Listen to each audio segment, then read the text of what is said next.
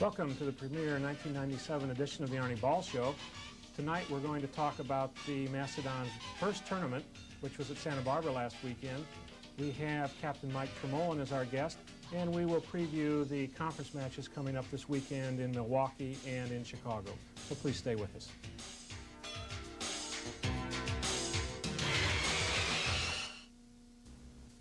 Team spirit is alive and well at IPFW. That's because IPFW has established itself as an athletic power, not only regionally, but nationally. With 11 major sports, IPFW offers talented student athletes great opportunities. Success and support of IPFW athletics comes solely from the fans, students, faculty, alumni, and the prestigious Royal Dons Club. The Royal Dons Athletic Club has over 500 members who financially support IPFW athletics, enabling the university to provide scholarships to deserving athletes. Members will receive one or all of the following: season passes to all sporting events, special seating, hospitality room, plus Royal Dons apparel and gifts. Be a part of the winning tradition. Join the Royal Dons Club. We need your support. Call IPFW Athletics. Get into the team spirit.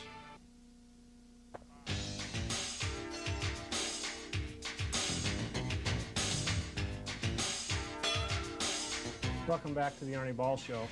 In this first segment, Arnie and I will be talking about the tournament at Santa Barbara this last weekend, where the Mastodons finished fifth, which is quite a finish for a 24-team tournament. Also, we're going to ask Arnie some questions about the team and go over some of the new players we have, because the Mastodons do look a little different this year from what you saw last year. Arnie, fifth place in the tournament, that's much better than our performance last year. In fact, somewhat surprising. I think the coaching staff is rather happy with the performance of the players. 3 comments. We only have 8 minutes. 8 minutes? First of all, who invited Mike Tremolin on the show today? Mike Tremolin is the captain, and it's tradition that the captain gets to come on the first show. And who established tradition? The oldest person in the studio, which happens to be you. Oh, so I invited Mike Tremolin. You invited Mike Tremolin. Well, that was probably a mistake. What's the that was third probably comment? Mistake number 1. Number 2 is that I sure hope that Coach Johnson's watching the show tonight, and that he received his communique from us from Southern California, because I thought it was very appropriate.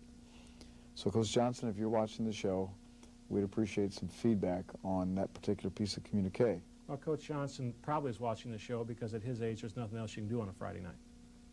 That's true. That's true. Thirdly, I really want to thank you, and I don't do that very often, but I really want to thank you for enforcing or making up, or whatever the right terminology is, the new freshman rule on travel.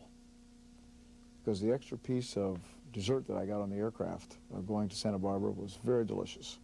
And I appreciate Chris Giesland giving that up just for me. One thing we should probably say about our new freshman class this year is that not only are they exciting volleyball players, but they are incredibly gullible. They'll believe just about anything, and the incident Arnie was talking about was on the plane flying out. We're sitting across the aisle from Chris Giesland, the new setter for the team, freshman out of Minnesota, and Arnie said, boy, that dessert was good after the airline served their meal. I looked over, Chris hadn't eaten his yet, and so I said, Chris, do you know all the travel rules for freshmen? Like the one that says freshmen are not allowed to eat airline desserts, so pass that over here to the coaching staff. He passed it over, and sitting behind him was Hector Soto, who heard that and already eaten his and got a real sick look on his face.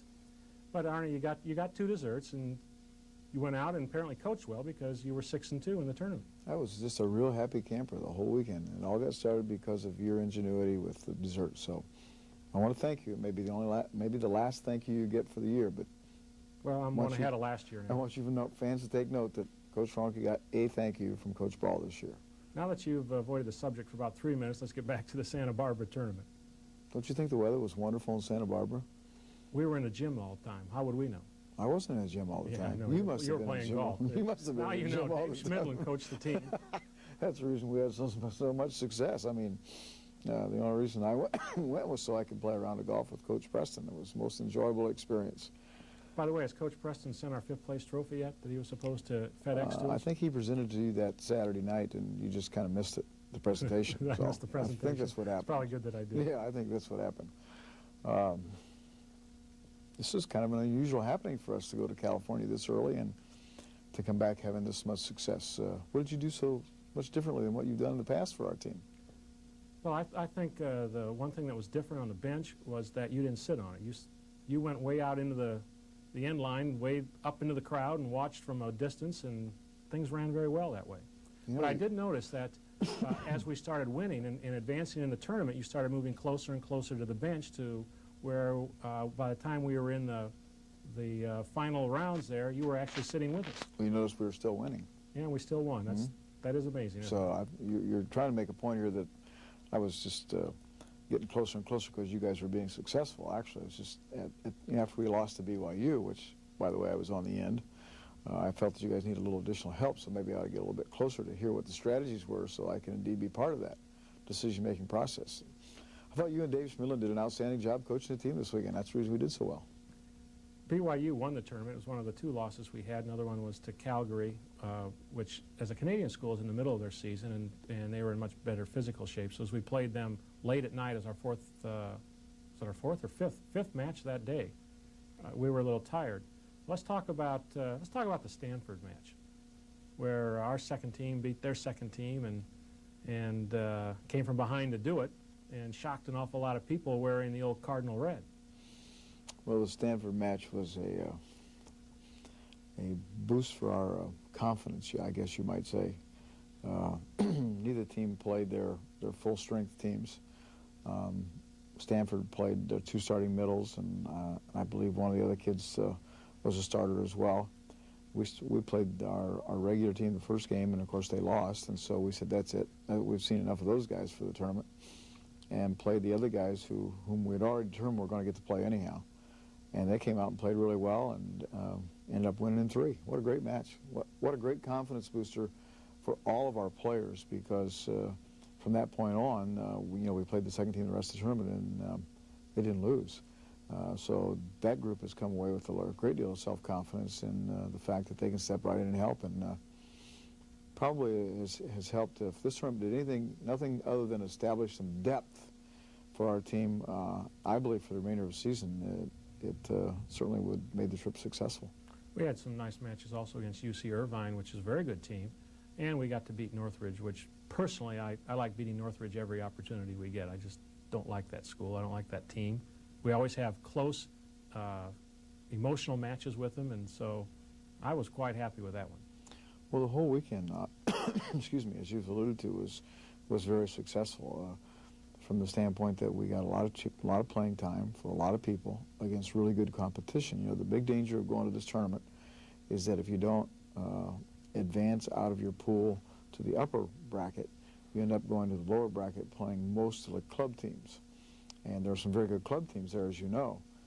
But our intent of going to the tournament is to be able to play against the stronger varsity teams. And so by beating UC San Diego, which is a varsity team, Division III team, and UC Davis, and of course we lost to BYU, but we were able to go up in the pool, and that gave us an opportunity to play the teams that you alluded to, especially Northridge and Calgary and Stanford and UC Irvine. So the tournament couldn't have worked out any better unless we had won the thing, and of course if you and Coach Schmidlin would have beaten by BYU, we'd have been in the finals.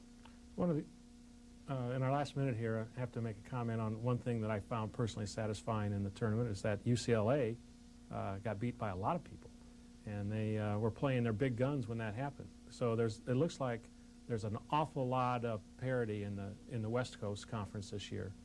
With Santa Barbara played well, and BYU won the tournament, and USC was a surprise. They won a number of matches that people probably didn't expect them to. Well, I certainly think the West Coast Conference is going to be very, very competitive. And hopefully our conference will be too. And we're going to talk about that in the last segment. For the next segment, when we come back, we'll have Team Captain Mike Termolin on. So please stay with us.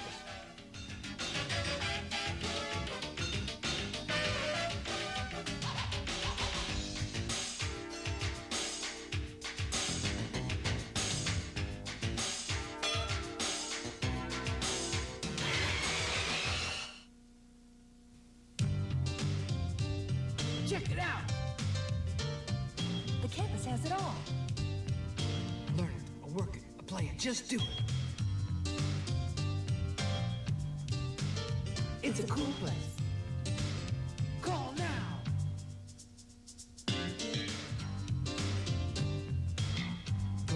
go to school, go ahead.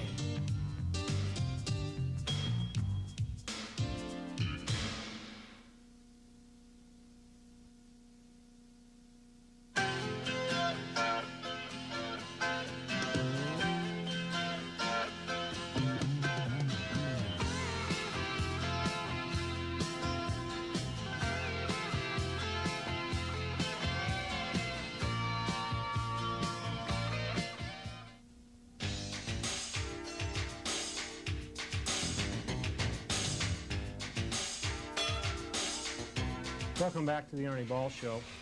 In this segment, as our first guest of the season, we have team captain Mike Termolen, a middle hitter out of somewhere up north. He's a Michigander. We don't care what city. It's probably not important anyways. And the only reason we've got him on in the first show of the season is if we wait till April, he'll be out fishing and we never see him. So we need to get the old Bassmaster on while the trout streams are still frozen and the lakes are inaccessible. That's a good plan. It's a good plan? Yeah. So Grand Rapids, Michigan? Grand Rapids, Michigan. It's right about there. Right. Oh, the old got to show it on the palm, right? Hey, when you got an easy map like that, clears up confusion. It's the way to go.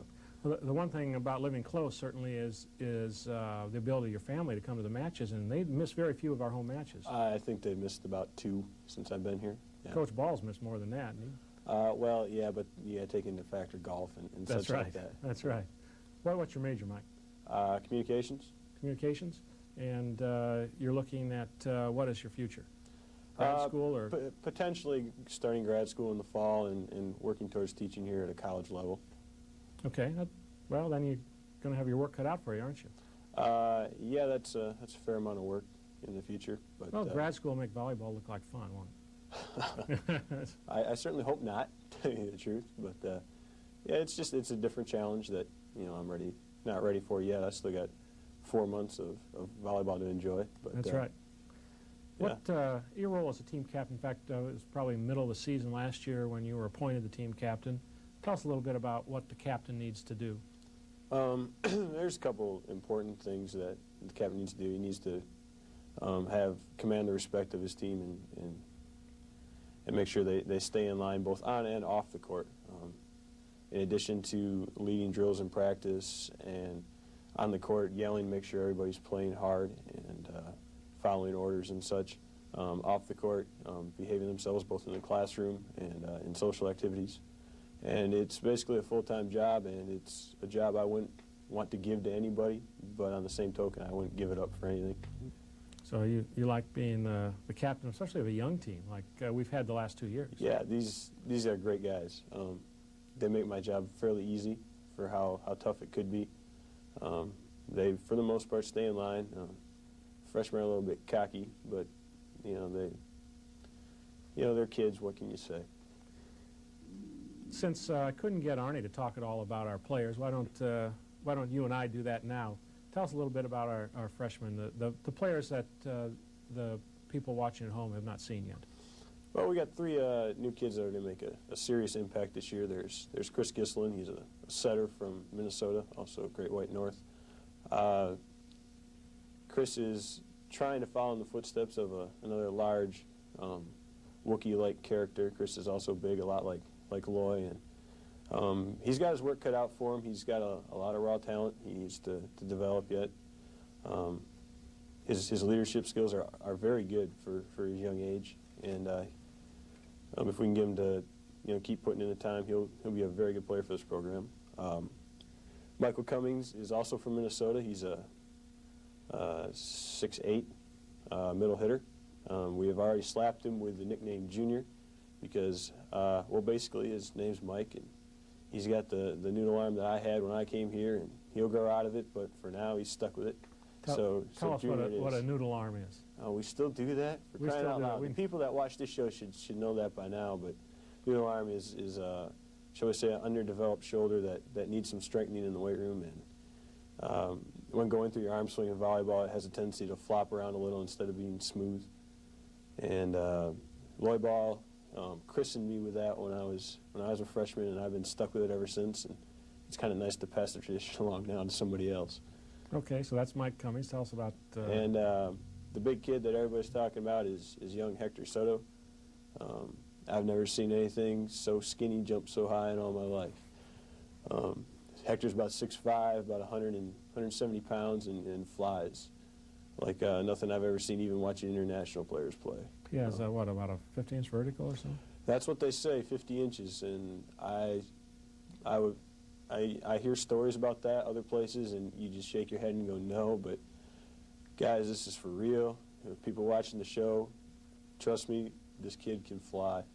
And, you know, he's young, he's got a short temper, and he reminds me a lot of Norman Almodovar, a player from here, with that same temper and fire, but boy, when he gets it going, he's as good as anybody in the country right now.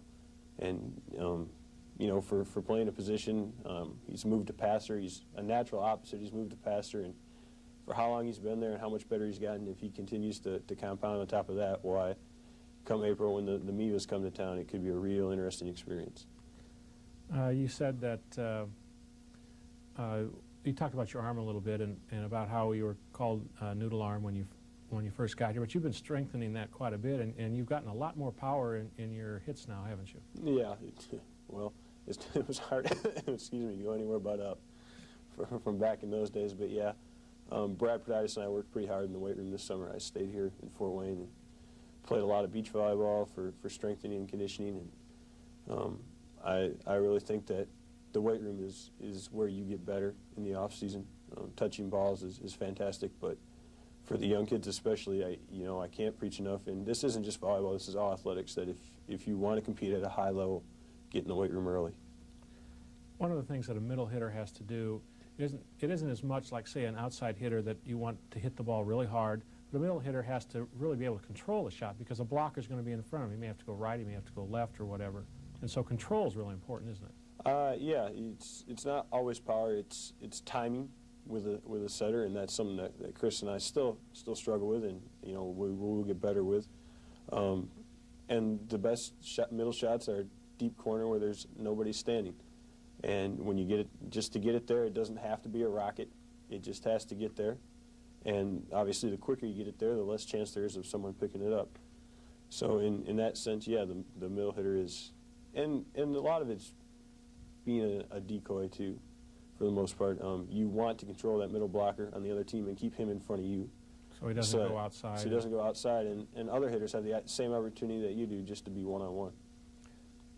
So to control the middle blocker, to keep him frozen in position in front of you, you have to make sure you're taking a good approach, driving hard, and look like you're going to get set, right? You have to look like you're going to set, and you have to be there on time. Before the setter even touches the ball, you need to be up and in the air. If you do this, the middle hitter has to at least hold his ground. If you're there late, he can just bail out early because he knows you're not going to get set. And that makes it a whole lot harder for your outside hitters to be successful. So that's something that we'll be watching as the season goes, how our middles perform against other middles, because we have two pretty good-sized ones now this year. When we come back, Arnie will return, and we will talk a little bit more about Santa Barbara, perhaps, and also look ahead to the matches with Loyola and Wisconsin, Milwaukee. So please stay with us.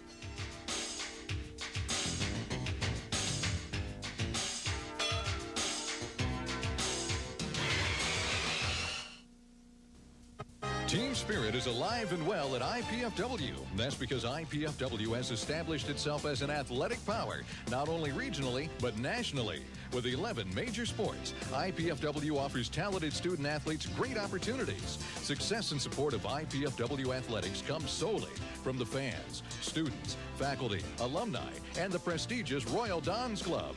The Royal Dons Athletic Club has over 500 members who financially support IPFW athletics, enabling the university to provide scholarships to deserving athletes. Members will receive one or all of the following: season passes to all sporting events, special seating, hospitality room, plus Royal Dons apparel and gifts. Be a part of the winning tradition.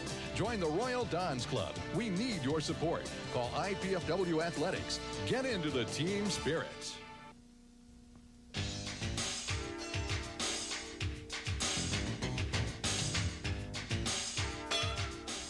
Welcome back to the Arnie Ball Show. Arnie, it was nice talking to the Bassmaster there in that last segment, and as captain, he seems to be taking a lot of credit for the success of the team already this season. You know, you'd think for somebody who's a fly fisherman, which is what he claims to be, that he certainly wouldn't have ever gotten the nickname Noodle. Because don't fly fishermen, isn't this the motion they use? One would think. You would think that he'd be a lot stronger than that. So I got to believe that he's not nearly as good a fisherman as he likes to lead us to believe. You know, I've never seen him fish, so I can't vouch for his ability in that Me area. neither. I've never seen him fish either. So that's just a question that I've always had, and just thought I'd throw that out for discussion. Well, it is fortunate for Mike that the trout season opens up the week after the NCAA tournament each year, so that if we should make the tournament, we could keep him at least that long. Yeah, well, he's a keeper. We'll hang on to him for a while. He's a keeper. Back to Santa Barbara. Any other comments about the tournament that you'd like to make? Well, just a follow-up kind of discussion in regards to Mike and Brad Preditis, the two kids who are the seniors in the group, and to kind of touch on a little bit what Mike talked about. He and Brad have really done a good job of organizing the young kids, organizing the whole team, because we have a pretty wide disparity in age with the young kids and the older kids, and there's not much in the middle. And I think that really helped lead to some of our success out in Santa Barbara. This team is truly unified, maybe more so than any team we've had in a number of years. They get along real well together. They spend some time together. They don't seem to get on one another's nerves. They get along real well in practice together, but they compete hard. And they know that we have enough depth that if they're not playing quite up to snuff, both physically and technically and tactically, that we can put some other players in there. So I'm just real pleased with that, and I think that was a carryover into the tournament in Santa Barbara, because we have some kids. You know, we have legitimately 4 kids who can pass and swing, in Hector and Brad and Javier and Justin. And you know, Javier and Justin were pretty good this last weekend. Javier was really good there for a while. You know, we got Wayne and Ben and Dan McHugh who can play opposite. We got Dan and Mike and Mike Cummings, and we've got Ryan, all who can play middle, or Mike could play opposite. Yeah, and Brian Harris has done a real good job backing up Chris. So we have some real depth that we've probably not had in a long time. That will certainly help over the course of a long conference season. You know, we talked about the parity that appears to be there in the West Coast this year with a lot of those matches going 3 games as the best out of 3 tournament, and many of the West Coast matches went 3 games. But in the Midwest, in the MIVA, we may very well have the same kind of situation. In fact, we're going to find that out tonight up at Loyola of Chicago, aren't we? Yeah, excuse me.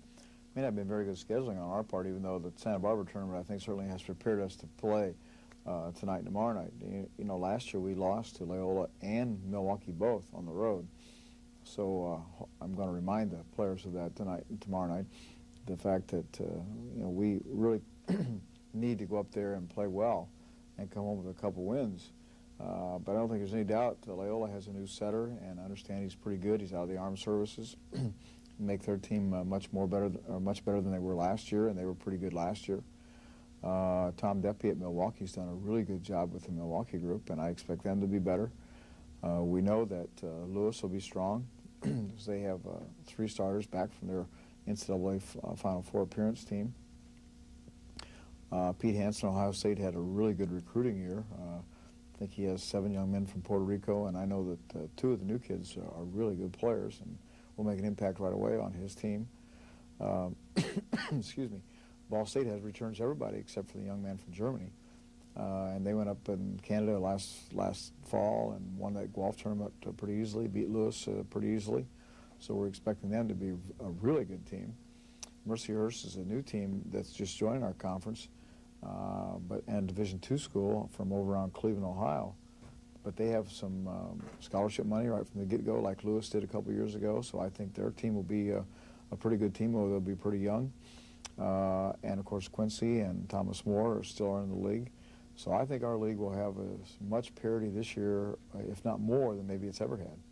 One thing the Santa Barbara tournament has done for us is given us some idea of the staying power, the stamina of this team, because we played 8 matches in 2 days, and even though they were abbreviated matches, they were still rather intense and very physical. And this early in the season, being able to do that, and now this weekend we have 2 conference matches on the road. Next weekend we go to Columbus in Ohio State tournament, where we're playing 2 California teams. And then we bring Ohio State back home and play them in a conference match. So they're going to have quite a schedule to face in January, most of it being on the road. Well, our schedule is very difficult, and I thought that was real important to get a chance to play those really quality teams. It would have been nice to have maybe a couple of them at home, but the schedule doesn't work out that way with us working around the basketball schedule and the availability of other teams. But I think with the experience that we've had, sometimes that's a kind of a crapshoot. You kind of gamble there. But at least it appears that with the experience that we had in Santa Barbara that maybe it'll work out okay. But the next 3 weeks are really difficult with the 2 conference matches, then Ohio State and Mercyhurst, and of course we've got Stanford and USC over to Ohio State in 2 weeks. But I think that'll make us a lot better. And what we worked really hard at conditioning this fall. We worked really hard in the time that the kids came back before the new year in our physical conditioning. And I think we're in pretty good shape there. If we can just stay healthy with the whole group, I think we'll get through this difficult part of the schedule. The payback for having such a rough January schedule and so much travel is that in April, we're at home a lot. We have some big matches at the Coliseum. In fact, most of our playing in April will be at the Coliseum. Have some big conference matches, some tournament matches, and then the conference tournament itself. So as we get closer to the end of the season, we can look forward to that. Well, once we get past spring break, we're going to go down and spend 7 days in Puerto Rico over spring break. But once we get past spring break, I don't have the schedule right in front of me right here, but I think we're home almost all the time. We have Penn State at home, we have Pepperdine at home, we have Long Beach at home, we have George Mason at home. All 4 of those games are in the Coliseum. We play Lewis at home the weekend before the MIVA, and of course the MIVA is going to be hosted here also, and that'll be in the Coliseum. So once we get to spring break, and of course that'll get here quickly, if we ever get rid of this cold weather, our schedule is really conducive to the end of the season for us being at home a lot. So if our fans stick with us, they'll certainly enjoy a lot of volleyball when we get into the spring of the season. Well, that's certainly true, Mark, and of course I'm in hopes that some of the fans that are watching will take the opportunity to buy some season tickets. We sent out a great deal of information, are working at trying to sell some season tickets for our home matches, and hopefully the fans will take advantage of that. It's certainly a significant cost savings. Okay, for Arnie Ball, I'm Mark Franke. Thank you for being with us.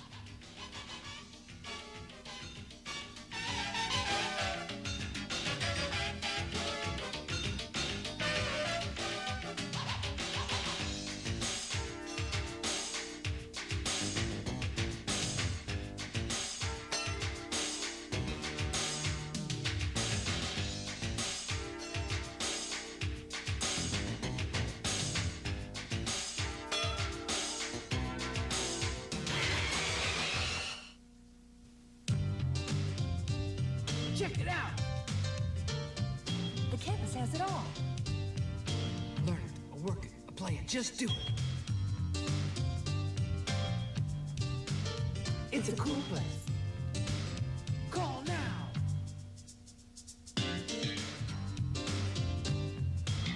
Go to work, go to school, go ahead.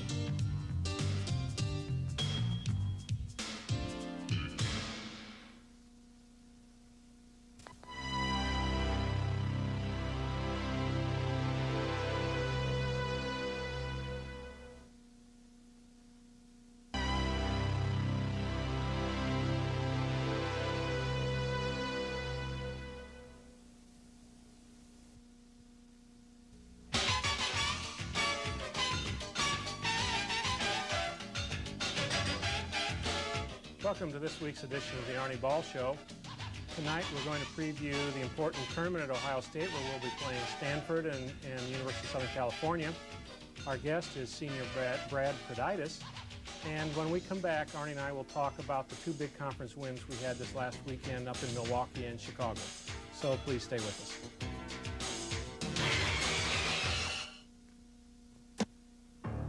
How do you stop child abuse? Simple. Never let it start. Now there's a program that can help do just that. It's reaching new parents early on, teaching them how to cope with the stresses that lead to abuse. It's achieving unprecedented results. But we need your help. Imagine if we all pulled together what we could have. Call 1-800-CHILDREN today, because the more you help, the less they hurt. In our ever-expanding world, we need a reliable source, one that addresses important aspects of our daily lives and provides us with useful information. Health and Home Report is that source, with stories on how to get the most for your money, where to go for a great vacation, hot fashion tips, what's happening in the world of arts and entertainment, and the latest medical breakthroughs. Health and Home Report provides a world of information.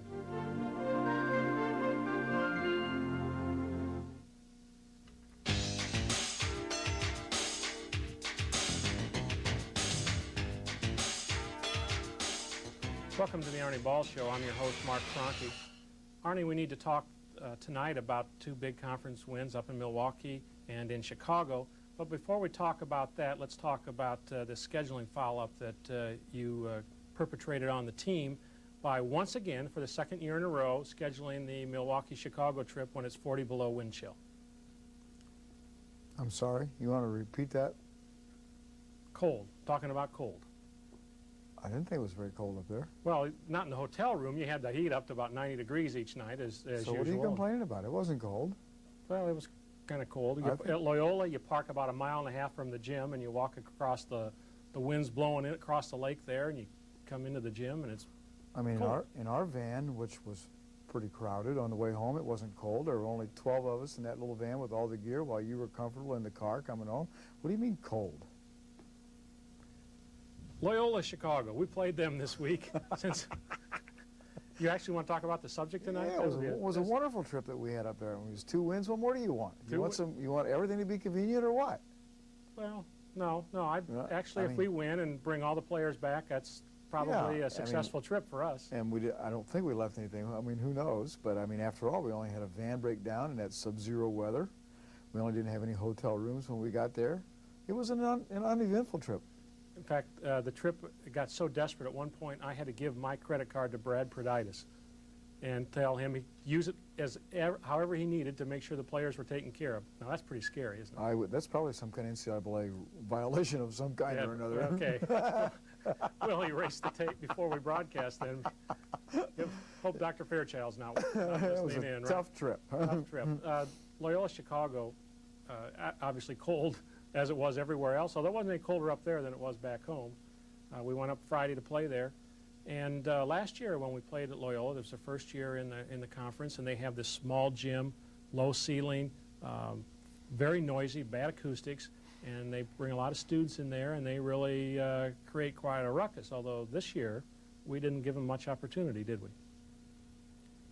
Well, it was nice for them not to be able to get their fans involved in the match. We started off fairly slow. Both teams were pretty slow to start with, but it didn't take us very long to kick it into gear, and we were in total control of the match the whole time. And of course, when that happens, and the hometown fans don't have much to cheer about. Of course, we had a nice little hometown group there too from Minnesota. The Minnesotans, come all the way down in the really cold weather to see their youngins play. Although they were complaining about the heat wave that Chicago was experiencing, and we're sitting up in the stands with T-shirts, and they probably would have been wearing shorts if we hadn't tell them they couldn't. Yeah, what they didn't tell you was they were all sitting right next to the heater. Yeah, that's the reason they were so warm. We should point out, and we'll talk to Brad about this in the next segment, that we're, according to Coach Schmidlin, who knows everybody who plays volleyball in the country, that we are the only NCAA team in the men's side that has Minnesotans on the team. That may be true. Is that a point of pride for you? I don't keep track of those kind of things. It makes me no difference, I guess, where they come from. And we have like 4.5 of them. But we'll talk to Brad about that. Yeah, back we need to talk to Brad about all that. Loyola match was a little bit of a revenge kind of thing, as you mentioned earlier. We lost them up there last year, and it's a very difficult place to play, with it being a small gym and the ceiling being real low and the fans being loud. And we really came out, and I thought we were really determined from the very beginning not to let them have control of the match. And after the beginning, where once again both teams started slow, we blocked really well. Our side-out offense was real good. We played real steady all night long. There were only 1 or 2 streaks. I think there was one in the third game, one in the second game, where we let them score 2 or 3 points. But other than that, we were pretty much in control of that match all night long, and especially at the net. They came out trying to jump serve and really put some pressure on them. Weren't able to do that. And then after that, they stayed down and quit jump serving. We were able to set out real well, and we blocked, and were able to really control the net. When you control the net, we usually have a chance to win. Offensively, we also showed them some things that they didn't see from us last year. Well, it's no different than what we talked about last week, and we're going to probably continue to talk about all year. We have some consistency in positions, and you know, last year I think they saw. I think Ricky was setting up there. I don't remember, to be real honest with you, who was setting up there, but certainly we are much stronger offensively. Gordon at Loyola and Tom at Milwaukee both told me that they thought our team was probably the most physical team in the conference. You know, we're pretty big, and we're real strong on the left side. And if you don't get out on the left side to get in front of Brad and Hector, you're going to have trouble with us. And we were able in both matches to score on the left side in particular.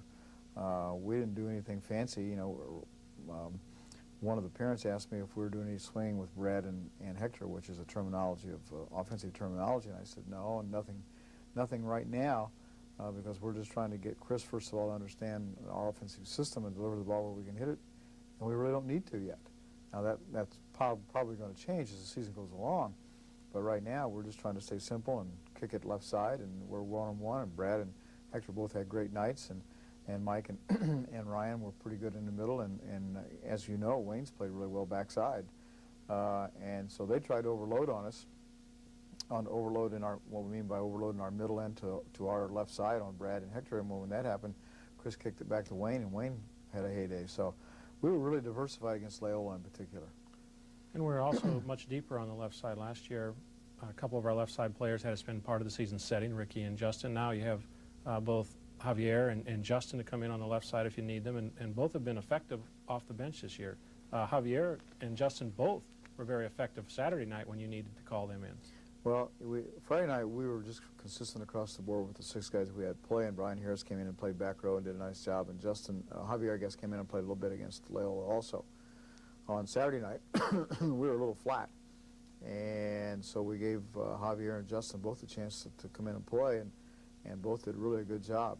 Javier just kind of picks us up with that smile and his jump and his real quick arm, and once again, he's really explosive on the left side, which just complements Brad and Hector. And then Justin went in and played for Wayne some in the back and across the front of the back row, and he came in and jump served 4 or 5 points in a row against Milwaukee, and just put a lot of pressure on them. And Justin's a good blocker, a real good defensive player, and adds another passer to our lineup.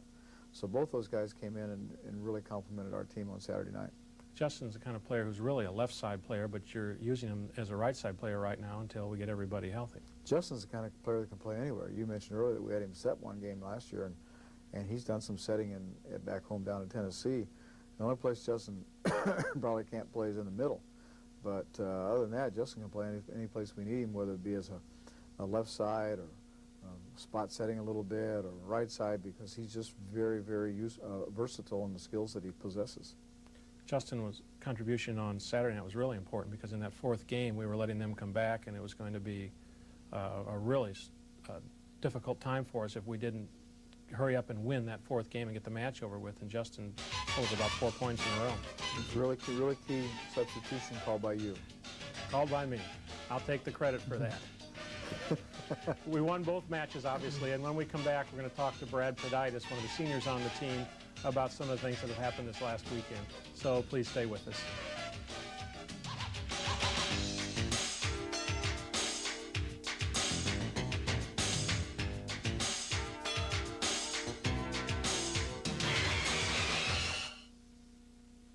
Team spirit is alive and well at IPFW. That's because IPFW has established itself as an athletic power, not only regionally, but nationally.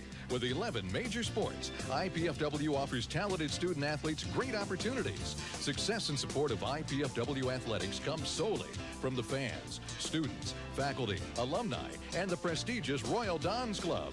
The Royal Dons Athletic Club has over 500 members who financially support IPFW athletics, enabling the university to provide scholarships to deserving athletes. Members will receive one or all of the following: season passes to all sporting events, special seating, hospitality room, plus Royal Dons apparel and gifts. Be a part of the winning tradition. Join the Royal Dons Club. We need your support. Call IPFW Athletics. Get into the team spirit. 5, 4.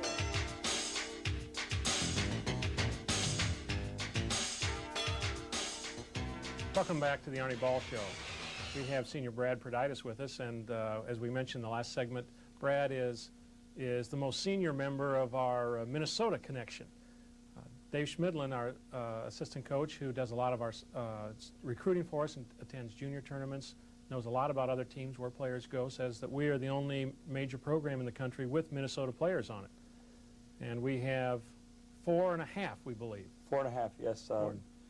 I guess I thought I was the oldest of the 3.5 players that we had, but we did take in one more player this spring, myself, including Chris Gislin, a freshman, Mike Cummings, a freshman.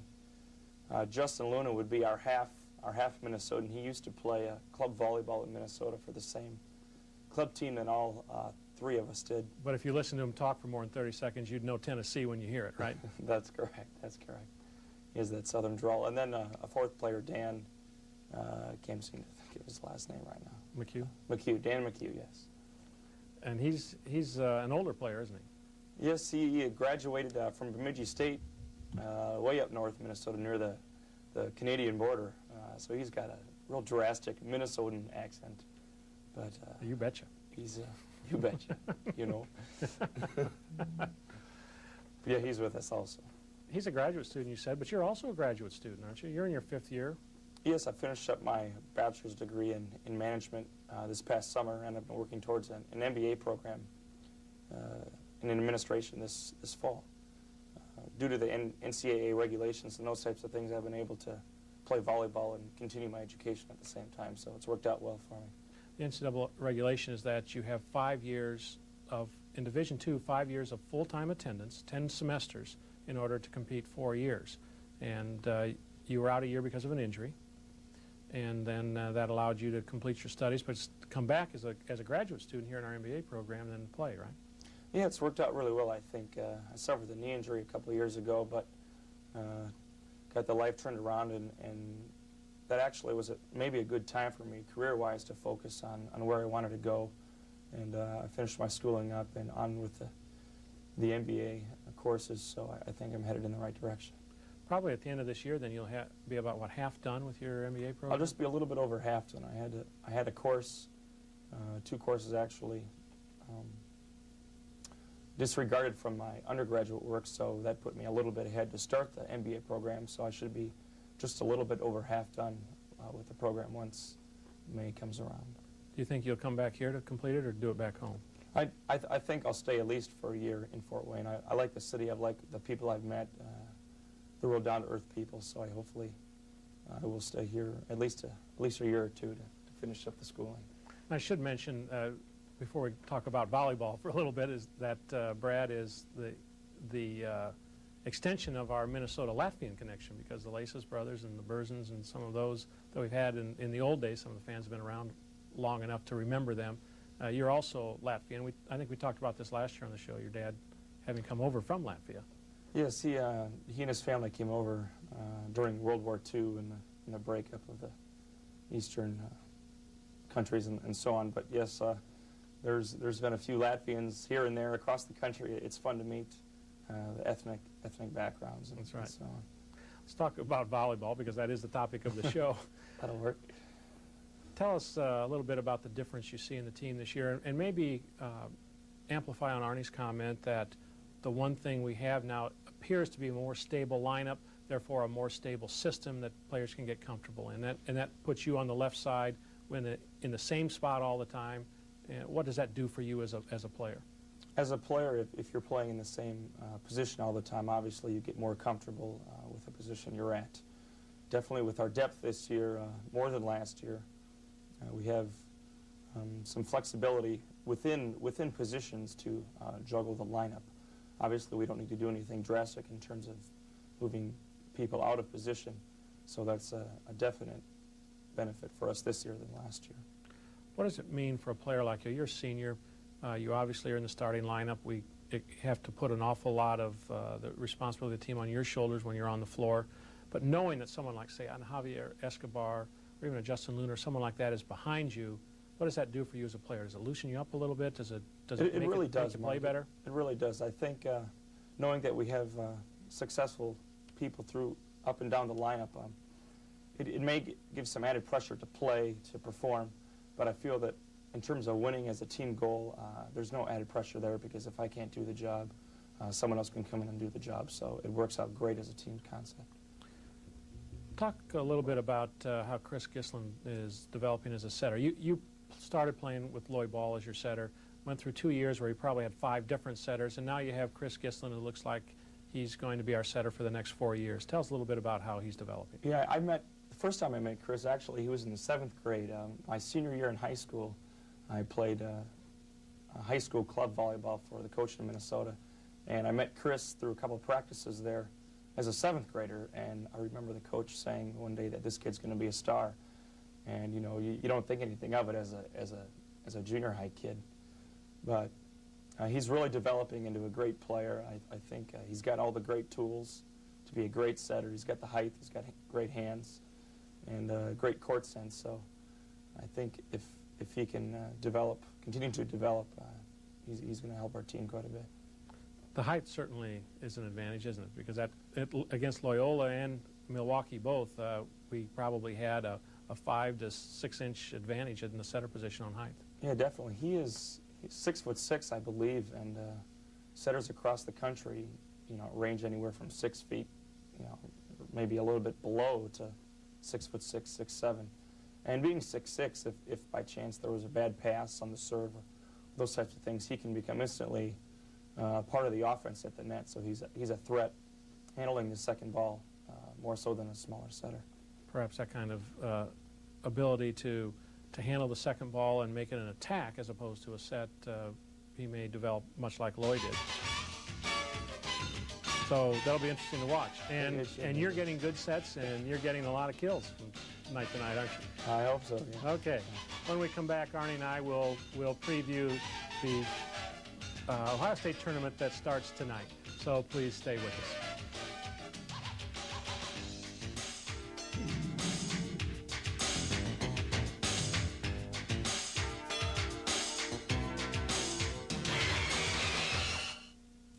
Team spirit is alive and well at IPFW. That's because IPFW has established itself as an athletic power, not only regionally, but nationally. With 11 major sports, IPFW offers talented student athletes great opportunities. Success and support of IPFW athletics comes solely from the fans, students, faculty, alumni, and the prestigious Royal Dons Club. The Royal Dons Athletic Club has over 500 members who financially support IPFW athletics, enabling the university to provide scholarships to deserving athletes. Members will receive one or all of the following: season passes to all sporting events, special seating, hospitality room, plus Royal Dons apparel and gifts. Be a part of the winning tradition. Join the Royal Dons Club. We need your support. Call IPFW Athletics. Get into the team spirit. 5.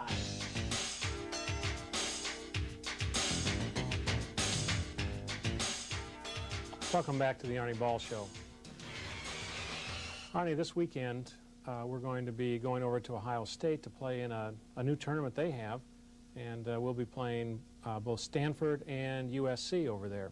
We had a chance to see a little bit of those two teams when we were in Santa Barbara a week ago, 2 weeks ago I should say, but not enough to really get a good feel for how they are this year, other than we know a lot about Stanford's veterans. They have the number of senior players who have been around for a while, but USC is somewhat of an unknown, aren't they? Yeah, they have a new coach, Pat Powers, that played on the national team back in '84, and I'm sure he's changed some attitudes and some personnel. We know about Gabe Gardner from USC, who I think is one of the potential best players in the country. He plays opposite for them. He's got a real good arm, except it's real sore right now. He's having lots of problems with it. But if he plays... From overuse or just some other kind of problem? You know, I really don't know whether he's technically... He looks okay technically from the times I've seen him play, but I know he has a real bad shoulder, probably because he gets set a lot. something we got to kind of guard against with Hector. And sometime or other we need to talk about his performance on Saturday as well. But Gabe is very good. He plays opposite. The rest of their team is a little bit unknown. They've got a middle that's pretty good, and if Gabe doesn't play, the middle goes and plays opposite. They're a real roller coaster team. On the other hand, Stanford, of whom we beat out in Santa Barbara, really wasn't the full Stanford team, as you and I both know. Of course, well, we should point out our second team beat their second team. That win over Stanford was second team against second team. The win over Stanford was a legitimate win, that's for sure. That's right. And certainly not anything we're ever going to give back. But Mike Lambert off the USA men's national team is back with Stanford and did not play. Of course, Matt Witt, who they claim is the #1 recruit in the country this last year. You know, I'd put Hector up against him, but he's a very talented player, didn't play. And Matt Furberner did not play. So, I mean, they have some kids who are obviously are very good, who didn't play against us out there. But then once, as you said, we played our second team as well. I did not hear whether Brian Moore blew his knee out or not against us, but certainly would appear from the things that we saw that Brian's probably not with him right now. So that should be an interesting match, especially if we let our young freshmen go up against their young freshmen. Well, there's no doubt but what the Stanford people will come into this tournament looking to make sure that they beat us. They still have some kids, Lambert being one of them, Furbringer being one of them, Brian Moore being one of them, that still remember 1994. You know, I'd kind of forgotten about all that, but they brought it back up when we were out in Santa Barbara, and they haven't forgotten about it. So certainly it's an important match for them because they're still ranked #1 in the country. They don't need to come back to the Midwest and lose to IPFW and to Ohio State and jeopardize their opportunity in the NCAA Final Four if indeed they get that far as seedings are concerned. So they're going to come back with some vengeance in mind, but they have to make the 4-hour plane trip and the 3-hour time difference, and we get to play them on Friday. And I don't know, it'll be a great match, I think. The 1994 thing you're talking about, of course, is when we had them here at the Gate Sports Center, and we beat them rather convincingly. And then at the end of the season, when the fourth bid to the finals was being considered by the NCAA committee, it came down to Stanford and IPFW, and the head-to-head competition is what decided it. Well, I think that's real important, and I would hope that would have set a precedence of some kind throughout volleyball, and men's volleyball in particular, because the competition between teams is what ought to decide who gets to go and not to go. Part of the dilemma with all that is really getting an opportunity to play one another on a consistent basis.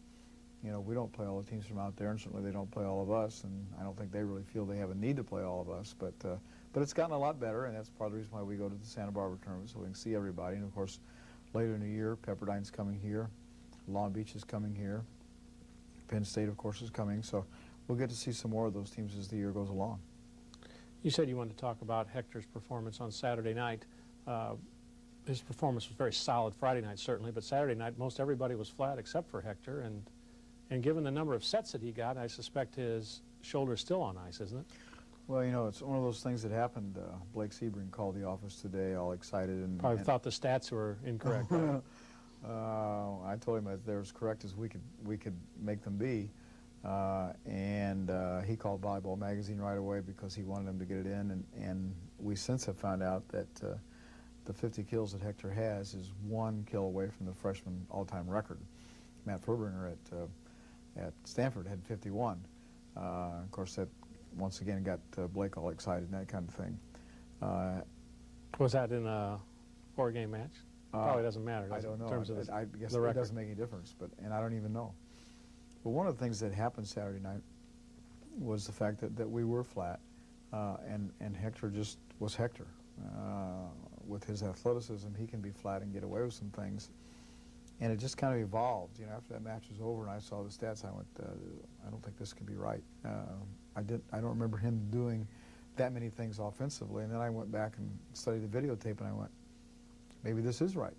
Because every time, it seemed like every time the announcer was announcing a kill, it was Hector Soto, Hector Soto, Hector Soto. But Hector got in a rhythm, you know, and sometimes that just happens with your setter. You get in a rhythm, and the matchups were very favorable to where he was at. And your setter develops a lot of confidence, and he just keeps giving you the ball.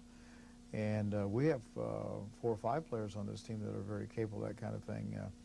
you know, Friday night I thought Brad was in a pretty good rhythm and out there on the left side, and we kept giving him the ball. And as the match went along, I alluded to it earlier, Wayne was also. It just so happens that that no one else was mentally or physically ready to play, and the more we gave Hector the ball, the more he fed off that, and he really carried us offensively in that match. It was a great match to watch. And I think it probably also says something about Chris Gislin. As a freshman setter, he still is volleyball savvy enough to recognize that he has a good rhythm with a particular hitter who's being successful when others are not, and keep feeding him the ball as long as it works. Well, with us being flat, Chris was getting a little frustrated with his opportunity to connect with our middles and with Wayne as often as he did on Friday night, and the thing with Hector worked. And so, you know, as a setter, when you find somebody that you're having some success with, you just dish them the ball, and that's just being smart. We'll see that happen against us probably from time to time too, when another team has that, and that's where we try to adjust so that we can shut down the go-to hitter. Well, if you remember when we lost to UCLA here in '94, that's exactly what happened with Nygaard. They ended up going to Nygaard at the end, and we couldn't shut him down, and they just gave Nygaard the ball, and we ended up losing. And that is something they did not do in the Final Four. That's correct. That a lot of people wondered about that. Why didn't Nygaard get more sets? Only Nygaard and the UCLA Bruins know. That's right. We're playing tonight against Stanford at Ohio State, and tomorrow night we're playing USC. The time is, what, 6 o'clock? 6 o'clock both nights. So if you have Saturday free, you want to drive over to Columbus and St. John's Arena and see us play, that would be great. So for Arnie Ball, I'm Mark Franke. Thank you for joining us, and please tune in again next week.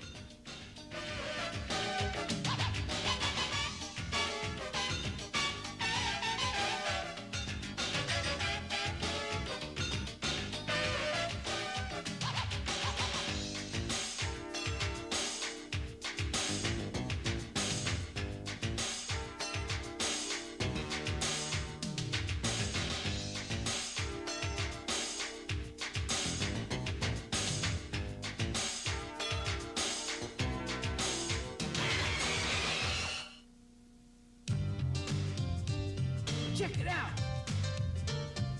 The campus has it all. Learn it, or work it, or play it, just do it. It's a cool place. Call now!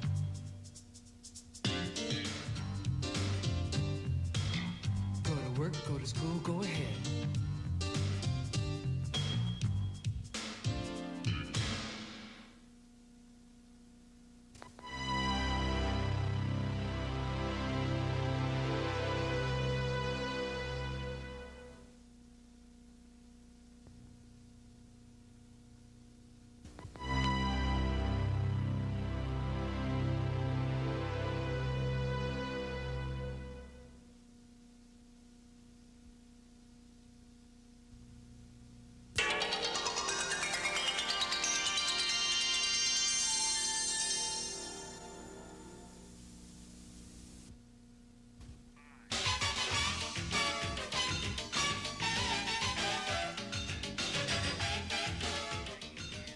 Welcome to the Arnie Ball Show. Tonight we will be previewing our first home matches of the season. We have middle hitter George Yacobu as our guest. And when we come back, Arnie and I will be talking about last week's matches against Stanford and USC over at Ohio State. So please stay with us.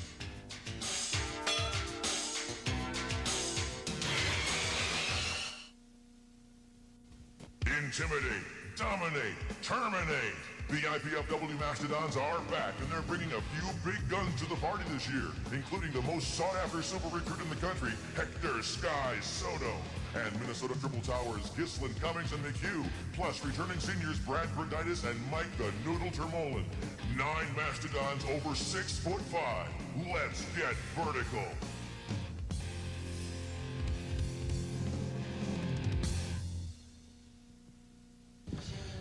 Daddy, where'd you buy the big TV? Because the Mastodons are larger than life. I think so.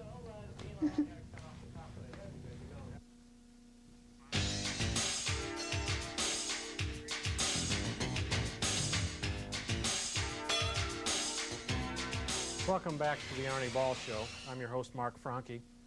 Arnie, this week we have a little different situation to talk about with our viewers at home. Last couple of weeks we've been able to talk about some very good, some wins and some very positive things, and this week I think probably the best we can say is that our play was a little mixed, and we have to somehow get to the point where you have brought home 2 losses after last week's excursion over to Columbus, Ohio. I don't know, Mark. I think we can talk in the same vein or same line that we talked about, especially last week. I hope Ron Pickenew's watching the show because, you know, 2 weeks ago we had a little trouble with one of the vehicles up there in Milwaukee, and of course we start off for Columbus and we had a little problem with one of the vehicles again, and I think Ron Pickenew's just doing that on purpose to test our mettle. Made it worse as I had trouble with my vehicle the next day. That's what Ron was telling me. Ron said that the vehicles are fine. The commonality here among all these occurrences is that you're behind the wheel. And so he's got this theory that says you don't touch any of his vehicles because he can't afford it anymore. Well, I think that one of the things we ought to consider is leaving the trainer home and taking Ron along. That's right. We don't need a trainer, we need a mechanic. So tell Ron to load up his toolbox and go along with us. Ron will probably have the time of his life. Well, either we get an education or he gets it, and I think it'll probably be us. That's probably true. Of course, we probably could have used him on the bench Saturday night because we were running out of things to do to stop USC. And that's after playing rather well on Friday night. Even though we lost to Stanford, the #1 team in the nation, we did have some high spots, and we were very competitive in that match. Yeah, you alluded to the fact that we had 2 losses, and certainly no one likes to lose, especially myself or the players or you or anyone else associated with our program. However, we're setting a trend here that's kind of scary, and I don't like it at this point. You know, we play well on Friday. Gordon Mayfarth from Loyola Chicago called me again this week and was telling me how he told Coach Shondell from Ball State when they came in there to play that he better be ready because it might be 3 games and out. And Coach Shondell, you said something to the effect, you mean it'll be that easy for us? And Gordon said, no, I think they'll beat you. And you know, we played that well up there against Loyola on Friday, and we played well against Stanford on Friday last weekend. We lost the first game, but it was a real competitive game. We win the second game 15-13. There's 13 all in the third game. And we waffle a ball and let a serve drop in, or, you know, we could have won game 3 just as easy as have lost. And that seemed to take a little wind out of ourselves, and we didn't play very well in game 4, unfortunately, and we ended up losing in 4. But I thought we did some real nice things against Stanford. I thought early we blocked well in the games that were first, second, third game, all 3. We blocked a lot of balls against which is probably the #1 offensive team in the country. You know, they have Mike Lambert, who's played on the Olympic team, and I didn't think that he specifically hurt us. I thought we were able to block some of his shots and do some things. We certainly were able to run the middle against them. So I didn't think our play was bad at all on Friday night. I think probably the difference in that match on Friday night was that we had a couple freshmen on the floor in key positions, setter and the swing hitter next to the setter, where he has to carry a lot of the offensive load.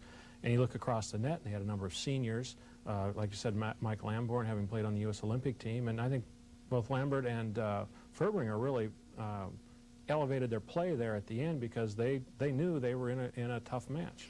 Well, there's no doubt when you take a look at Ferbringer and Lambert, Olympian, and Ferbringer holds the NCAA record for freshmen for a number of kills in a match, 51, which is the record that Hector almost broke last week. That when those 2 kids end up being seniors and you need some go-to people, you have some people to go to. And when you look on our side, Brad and Mike are really doing a nice job for our team, and Mike played very well again offensively against Stanford. But our really go-to guy, probably physically, is certainly Hector, and of course Chris the setter, and Chong, the young man setting for Stanford, is a senior. That senior leadership makes a big difference when it comes to crunch time. Yeah, the experience of having played at that level for 4 years makes a difference when things are tight and they know they have to play at their best to win. Well, you know, the same thing happened on Saturday night with Ohio State and Stanford. Ohio State ended up winning the second game, and after Stanford won the first, and then Stanford kind of took control of the match. And I talked to Pete a little bit, and he said the very same thing. You know, Furbringer and Lambert said, okay, enough of this. Time for us to raise our level just a little bit higher. And certainly Ohio State wasn't able to stop them. We were talking about in the van coming home Saturday night whether or not Stanford really looks like the #1 team in the nation and the kind of team that can go all the way and win the NCAA. And even though they didn't particularly always look strong, it's obvious that they have the kind of players that can take them to a national championship. Well, I think that's certainly true. You know, we've seen everybody in the country now except Hawaii and Long Beach and Penn State. You know, we haven't seen Ball State in person, but we know what they're like, of course. But we've seen everybody else that's ranked in that top 15, and I think that there are maybe a dozen teams that have the true potential to win that NCAA tournament this year. Obviously, Stanford's one of them, the leading candidate, just because they have Furbringer and Lambert. But there are some other teams, I think, that will give Stanford a run for their money for it's all over. When we go to Saturday night, of course, USC had played Ohio State on Friday night and lost a long match that went to 11:59, nearly midnight, and they lost in five games, and really looked kind of flat as we were scouting them. They just looked like maybe jet lag or something. And they came out Saturday night, and it looked like a whole different team, didn't it? Well, certainly they played better, but we didn't do a lot to make them play worse. And one thing they did do that no one else has done to us this year is serve the ball short. And they served that ball short and took our swings, Hector and Brad, out of our offense because we were denied the ability, excuse me, to pass the ball higher. So that first of all, we're on our quick attack, and we could get Hector and Brad back into the offense. And that's probably as a poor match as Chris has had, you know, since he's been here. And I think partly because our passing was just so inconsistent that Chris really struggled getting the ball where we could take good swings at it. And USC's a good team. Well, they have a genuine All-American candidate in Seifert. There's no doubt about that. Well, he's by far the best offensive middle, I think, in the country. And he certainly proved that last weekend. What, he hit 700 for the whole weekend? Yeah. I mean, it didn't matter who he was playing.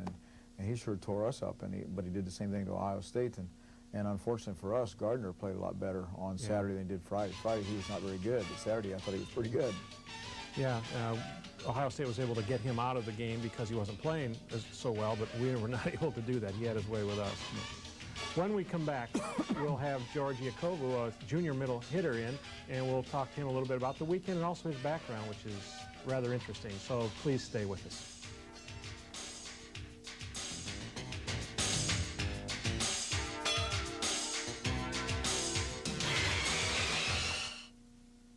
Intimidate, dominate, terminate. The IPFW Mastodons are back, and they're bringing a few big guns to the party this year, including the most sought-after super recruit in the country, Hector Sky Soto, and Minnesota Triple Towers, Gislin, Cummings, and McHugh, plus returning seniors Brad Verditis and Mike the Noodle Termolen. 9 Mastodons over 6'5". Let's get vertical.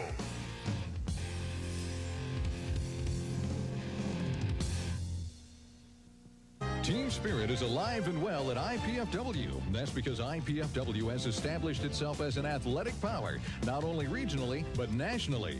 With 11 major sports, IPFW offers talented student athletes great opportunities. Success and support of IPFW athletics comes solely from the fans, students, faculty, alumni, and the prestigious Royal Dons Club. The Royal Dons Athletic Club has over 500 members who financially support IPFW athletics, enabling the university to provide scholarships to deserving athletes. Members will receive one or all of the following: season passes to all sporting events, special seating, hospitality room, plus Royal Dons apparel and gifts. Be a part of the winning tradition. Join the Royal Dons Club. We need your support. Call IPFW Athletics. Get into the team spirit.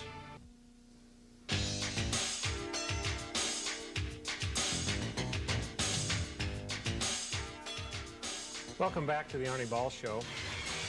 Our guest today is junior middle hitter George Yakovu. George is an interesting addition to our team because he comes from the Macedonian province of Greece, from the city of Thessaloniki, which is also known here in the West as Salonika. And it is probably known also to others as the city that received St. Paul's 2 epistles in the New Testament. Yeah, that's true. Tell us a little bit about your hometown, George. Well, it has around 1 million of a population, it's pretty small compared to Fort Wayne, territorial speaking. So the 1 million are very densely populated. Yeah, it's compact. Compact.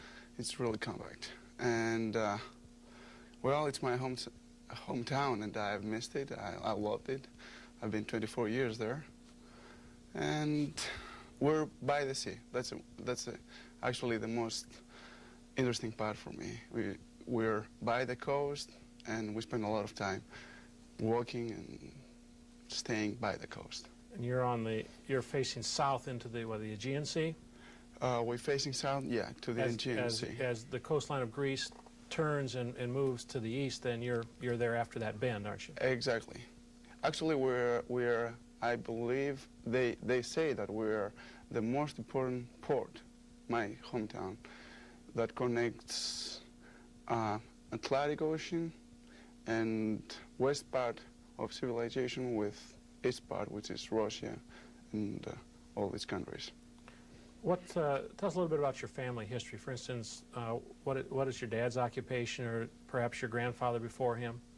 Well, my dad worked for a pharmaceutical company. My grandfather was a farmer that left Asia Minor during 1922, when the Turkish sent all the Greeks back to the motherland. Other than that, it was just a farmer. You spent some time in the Greek army before you came over here to go to school, didn't you? Yeah, that's a mandatory. Everyone has to go at least 2 years. So after I went through school and I tried to get into the college, I wasn't accepted, and I had to go to the army, so I did my 2 years duty. And where Coach Ball found out about you was when you played for the Greek national team, is that right? Actually, I played in the Greek national team, but actually Coach Ball found me here. He found me here. Actually, he found me in St. Louis in the Olympic Festival in 1994. There I first met Coach Ball. I talked that I want to play volleyball for his team. He said he invited me to have a tryout, and I'm here. Now, you're majoring in computer science, is that right? Yeah. And you're also correct. working for our computer center?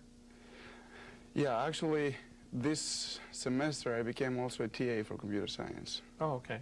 I'm working as a tutor for computer and math, and as a student consultant, which is, like you said, for the computer labs. When you graduate then in another year or so, it's your intent to go back home and work back in your hometown? Actually, no. It's after the first year, I decided that I'm going to pursue something like assistantship for a PhD degree. I would like to get a PhD degree here in the United States and then pursue at least for the next 6 years a career as a professor here in the United States again. And for those of you at home, I'm probably not telling something George would be embarrassed by, but George is a very good GPA. He's one of the leaders on the team in GPA. In fact, our whole team, the average GPA for the men's volleyball team this season, I believe, is 3.2, and George is one of the leaders in that group. So you can see he's a very good student, and I'm sure will be very successful in a PhD program. Let's talk volleyball now. Yeah. Tell us a little bit about the difference between playing in Greece and now playing here in the NCAA in the States. Well, the difference is that, first of all, we don't have collegiate volleyball back home. All the athletes that they play in that World Collegiate Championship, they came from teams, from club teams. We have teams with presidents and councils and people that they have to do nothing with academics. And we start there, we play for them, and it's pretty much something like professional. We have 3 levels. We have the B level, which is semi-professional. We have the A1 level, which is the best, and A2 level. I was playing for a B level, and then I got to A2 level. I didn't play for A1 level. So that's why I was eligible to play here. I didn't play professionally, totally professionally back home. Okay, so that preserved your eligibility to play collegiately in the United States. Yeah. You're a middle hitter, and your role this year appears to be as a backup to both Ryan Perrott and to Mike Termolen, and you get into nearly every match that way, don't you? Yep. This year so far I've seen a lot of playing time, and it's good. It's good to be back and playing. I mean, it's good. It's something that I like. I mean, I spent 7, 8 years playing volleyball back home. It's something that I really like to do. Otherwise, I wouldn't spend that much time.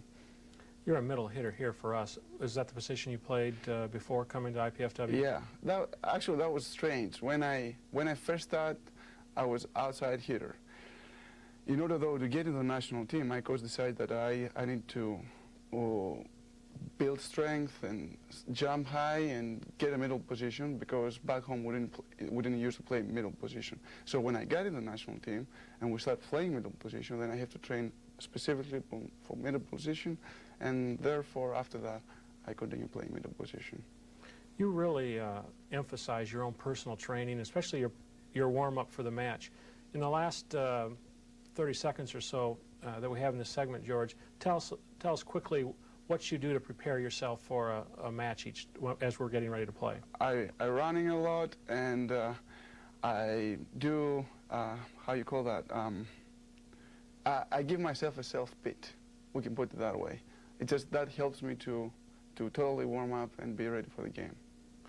And you're always moving, even during the peppering where you're hitting balls back and forth, you're always moving, you're falling onto the floor, jumping up, running backwards, running forwards, and you feel that that really gives you a good physical tone. Yeah, that's true. That's George Yakovu, a middle hitter with the IPFW Mastodons this season. When we return, Arnie and I will talk about our upcoming conference matches tonight with Mercyhurst and tomorrow night with Ohio State, so please stay with us.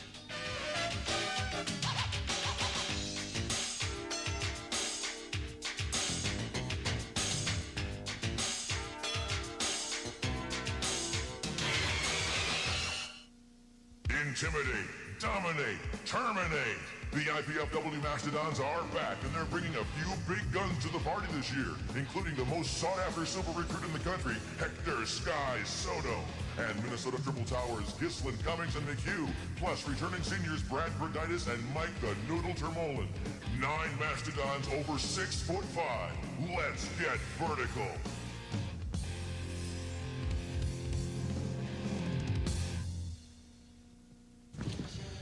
Daddy, where'd you buy the big TV? Because the Mastodons are larger than life. I think so, but, you know,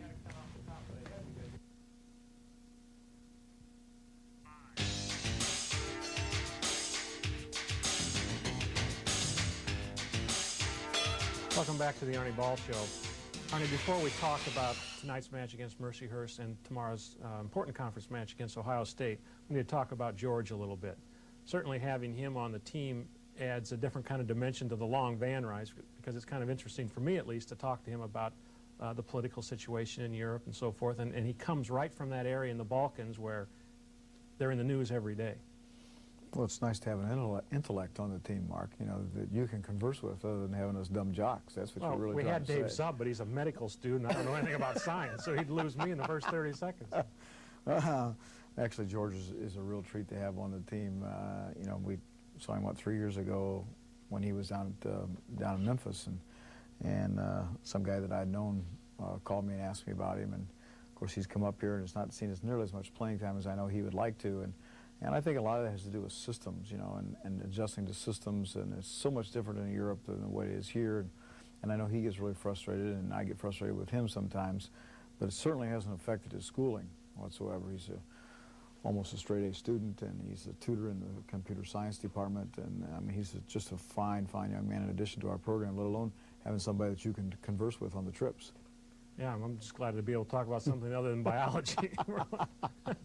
Mercyhurst, brand new to the conference this year, somewhere way out east. Long drive ahead of us, no doubt, when we play them. Mm-hmm. Tell us what you know about their program. Well, they're in the snow belt over there in Erie, Pennsylvania. I'm not looking forward to that trip during the middle of the week. I know that. I know very little.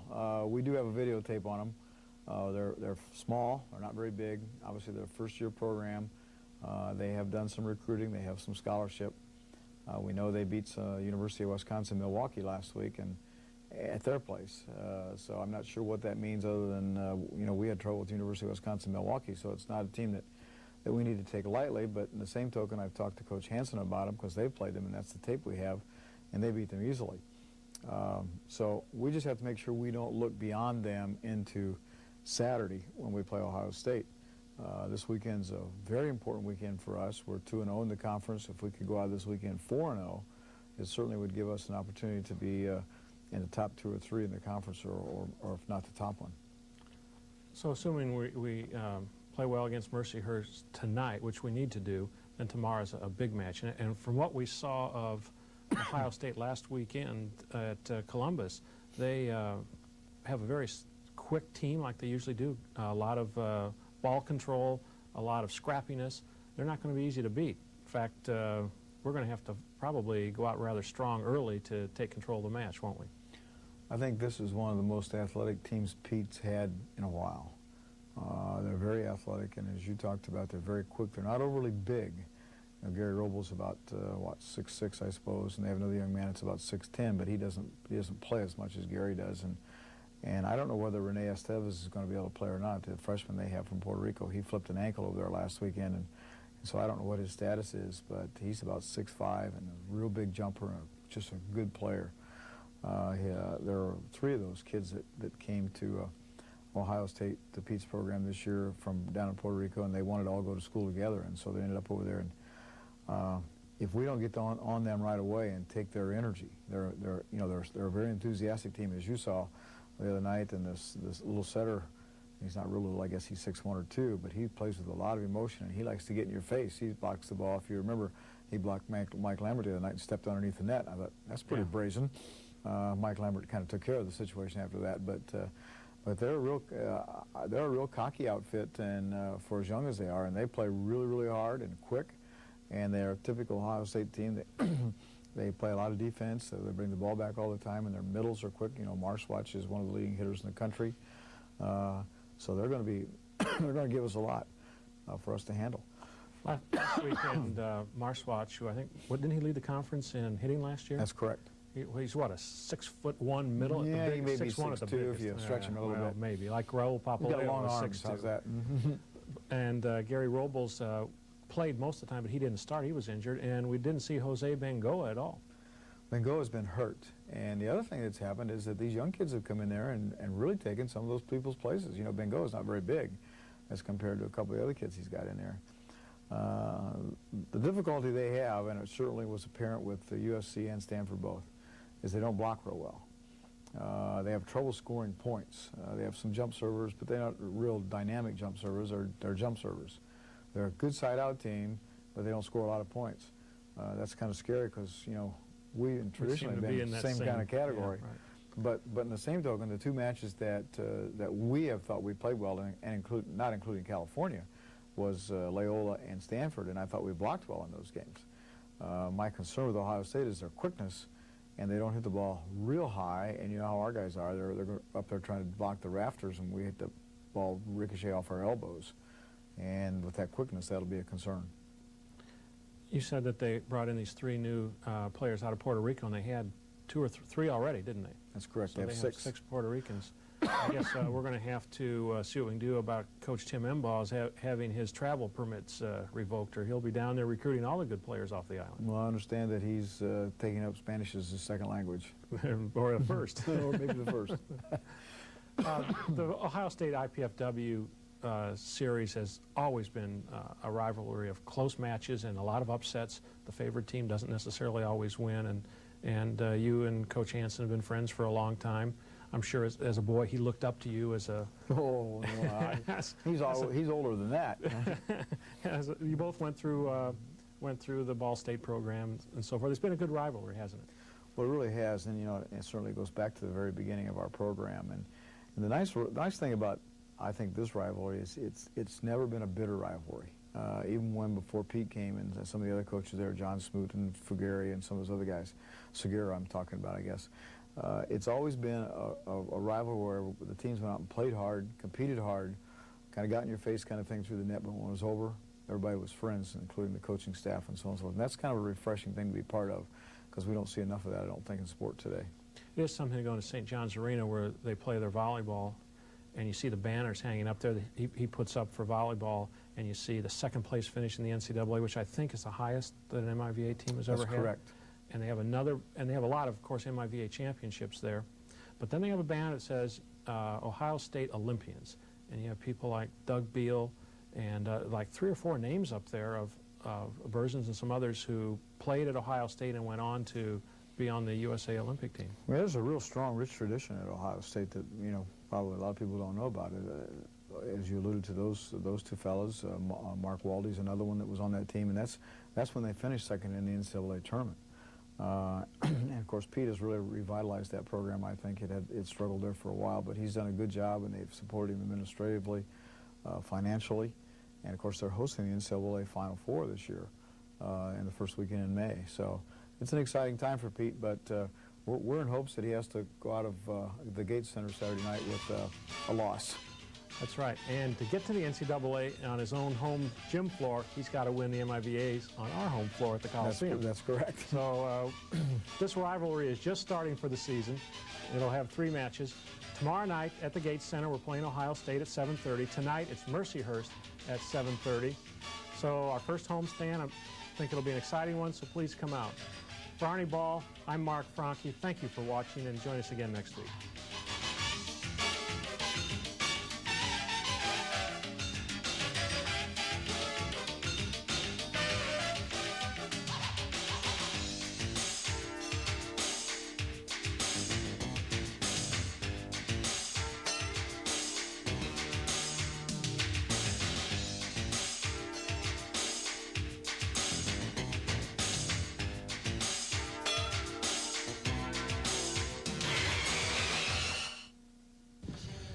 Daddy, where'd you buy the big TV? Because the Mastodons are larger than life. I think so. Intimidate, dominate, terminate. The IPFW Mastodons are back, and they're bringing a few big guns to the party this year, including the most sought-after super recruit in the country, Hector Sky Soto, and Minnesota Triple Towers, Gislin, Cummings, and McHugh, plus returning seniors Brad Verditis and Mike the Noodle Termolen. 9 Mastodons over 6'5". Let's get vertical.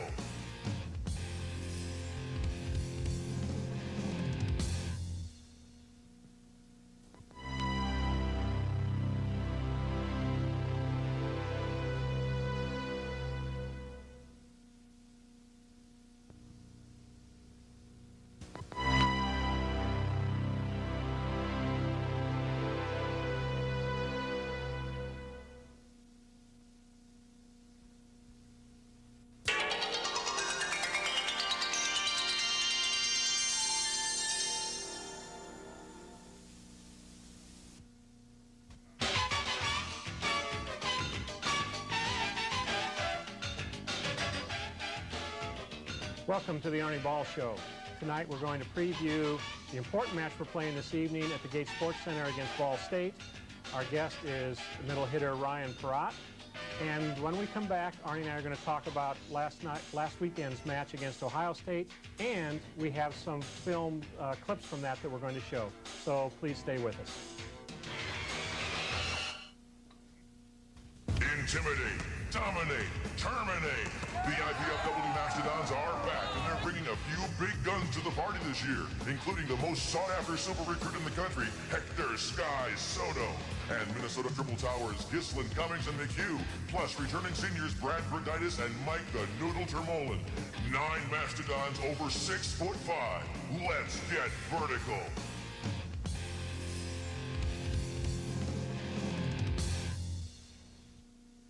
Team spirit is alive and well at IPFW. That's because IPFW has established itself as an athletic power, not only regionally, but nationally. With 11 major sports, IPFW offers talented student athletes great opportunities. Success and support of IPFW athletics comes solely from the fans, students, faculty, alumni, and the prestigious Royal Dons Club. The Royal Dons Athletic Club has over 500 members who financially support IPFW athletics, enabling the university capacity to provide scholarships to deserving athletes. Members will receive one or all of the following: season passes to all sporting events, special seating, hospitality room, plus Royal Dons apparel and gifts. Be a part of the winning tradition. Join the Royal Dons Club. We need your support. Call IPFW Athletics. Get into the team spirit.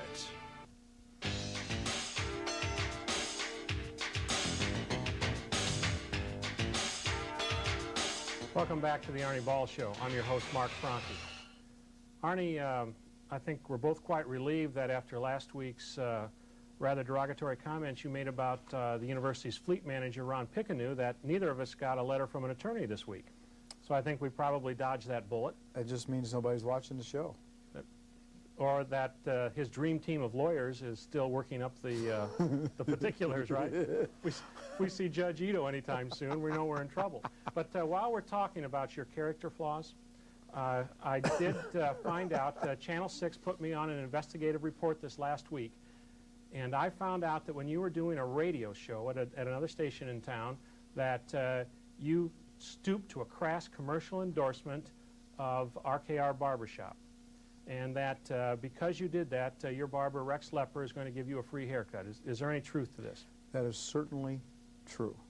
That is certainly true. Mr. Lepper has agreed to not only give me a free haircut, but to give you one also, because I know you're a regular customer of his, because he knows we work so closely together. Actually, Mr. Lepper said that he would give me a free haircut if I mentioned his name on this show, but we won't go into that. I did tell him, though, that if he gave me a free haircut like he's given you a free haircut, I don't want it to look like yours, well, because I like a little more on top. I'm sure you didn't have much to work with when it comes to the hair that I have on top of my head. Okay. You probably lost a few more last Saturday night. We had a rather close match against Ohio State. All the games were close. In fact, Game 2, Ohio State served game point, I think, 13 times, and before we were able to win that one. So it was a close match all night long. Well, Friday night was much easier, I have to admit, with Mercyhurst. 3 wins and out is the way I like to go, and Friday night seems to be our night, as you know, where our track record has presented itself. And I was real pleased on Friday night that our kids were able to focus on Mercyhurst and not look past them, and looking forward to playing Ohio State, because obviously Ohio State's a big rivalry for us. So the play against Mercyhurst I was real pleased with. I was pleased that we got the chance to play some young people and that we were able to come away with a 3-0 win. And of course then on Saturday night things got pretty hairy, as you've alluded to already. We got some strong performances out of our older players, but also our 2 freshmen played much better than they played, say, the weekend before.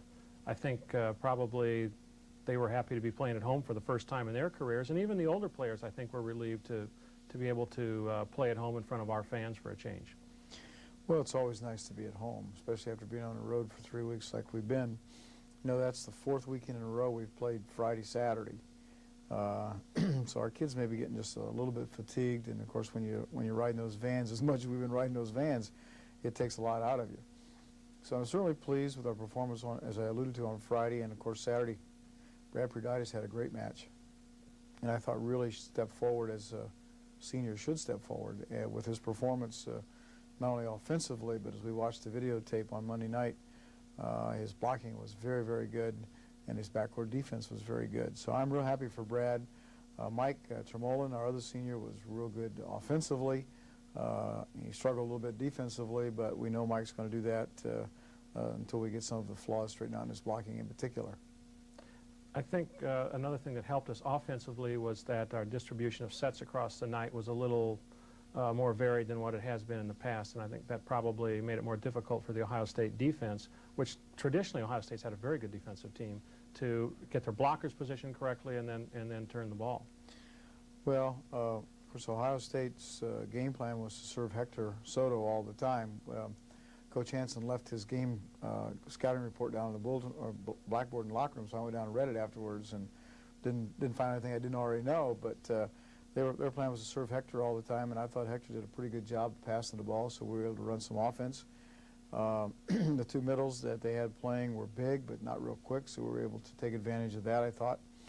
And of course, when you get a player like Brad playing well, it takes some of that pressure off the rest of the players. And, you know, the past, 2 or 3 weekends, we've looked to Hector so much that he's gotten a large amount of the sets. And with Brad picking up the pace, we're able to distribute those more. We're still pretty strong, predominantly left-sided hitter, but that's okay. This week, for the first time, we've got some highlights that have been taped by Channel 6, and we'll go to those now, and as we're watching that, Arnie will give us some play-by-play analysis. I think, Mark, what we're going to get a chance to see here is a nice pass by Hector and Mike Tremolin with a swing of what we call the A set, and, of course, blocking the Ohio State attack. We ran a lot of A sets, and that means that the middle hitter is far further away from the setter than it is when we set him tight. And here's Brad Prudaitis with the float serve and the noodle. There, on Coach the Johnson's play right there. Yeah, right there. Always kill the overpass for a point. It's an easy point. Well, those are balls you got to take advantage of, and Hector getting a little excited there. Now, this is a serve by Chris Giesland, who's really developed into a nice jump server, and obviously puts the Ohio State team on the defensive and gives us what we call a free ball, and then Hector sticks the ball to the floor. So obviously that sequence is very good. Another really good pass, and what we call a combination X2. And Hector and Chris showed a lot of emotion in this game. Wayne Williams, whose jump serve has got much better and serves an ace there down the line. Wayne did really a good job with his serving, especially in games 1 and 2. Justin Luna came in and did the same thing in games 3 and 4. There's another ace by Wayne. And there's probably a little fatherly advice being given to our freshman setter.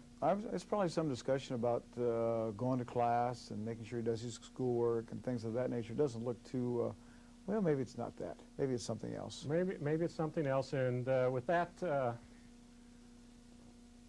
we cut away from the highlights for tonight before they picked any more of you up during timeouts. In fact, I'll need to advise the technical crew here. They don't want to get the camera on you during timeouts because it's not always something we want to broadcast on family TV. Sometimes it's not quite that pleasant. Sometimes it's not quite that pleasant. But Chris Giesland appreciates the concern. We probably should say something here in the last minute we've got, that during timeouts this year, because Chris is a freshman setter, of course you have been a setter coach for a long time and was a setter yourself, you take him aside at every timeout and spend the first 15 or seconds or so giving him some quick advice on what he needs to do to improve when he goes back on the floor. All I'm trying to do is just get him to stay focused on what our offensive game plan is, and sometimes being as young as he is, he strays from that a little bit, or he gets a little confused, and it's just a reinforcement to stay with what we've talked about beforehand and to take advantage of what the other team is giving us, and here are your options, because usually a timeout is called to stop momentum, so we're looking at what we can take advantage of. And, of course, the other advantage with you talking to Giesland, it keeps Coach Schmidlin away from him. Coach Schmidlin is even more excitable than you are most times. He does get a little cranked up every once in a while. When we come back, we have middle hitter Ryan Perrott from Windsor Great White North, and we'll be talking about a lot of the things, the cultural differences between here and our cousins to the north. So please stay with us.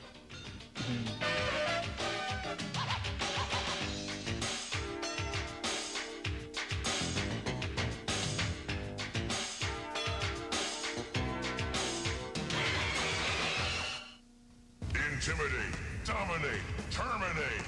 The IPFW Mastodons are back, and they're bringing a few big guns to the party this year, including the most sought-after super recruit in the country, Hector Sky Soto, and Minnesota Triple Towers, Giesland, Cummings, and McHugh, plus returning seniors Brad Prudaitis and Mike the Noodle Termolin. 9 Mastodons over 6'5". Let's get vertical.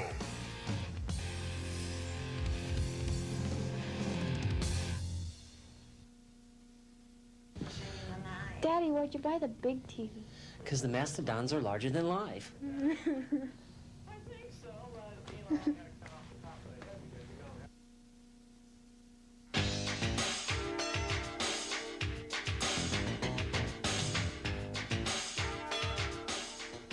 Welcome back to the Arnie Ball Show. Our guest this week is sophomore middle hitter Ryan Perrott. Ryan is a true multicultural player on the team, coming from Great White North. In English-speaking Ontario, you pronounce his name Perrott.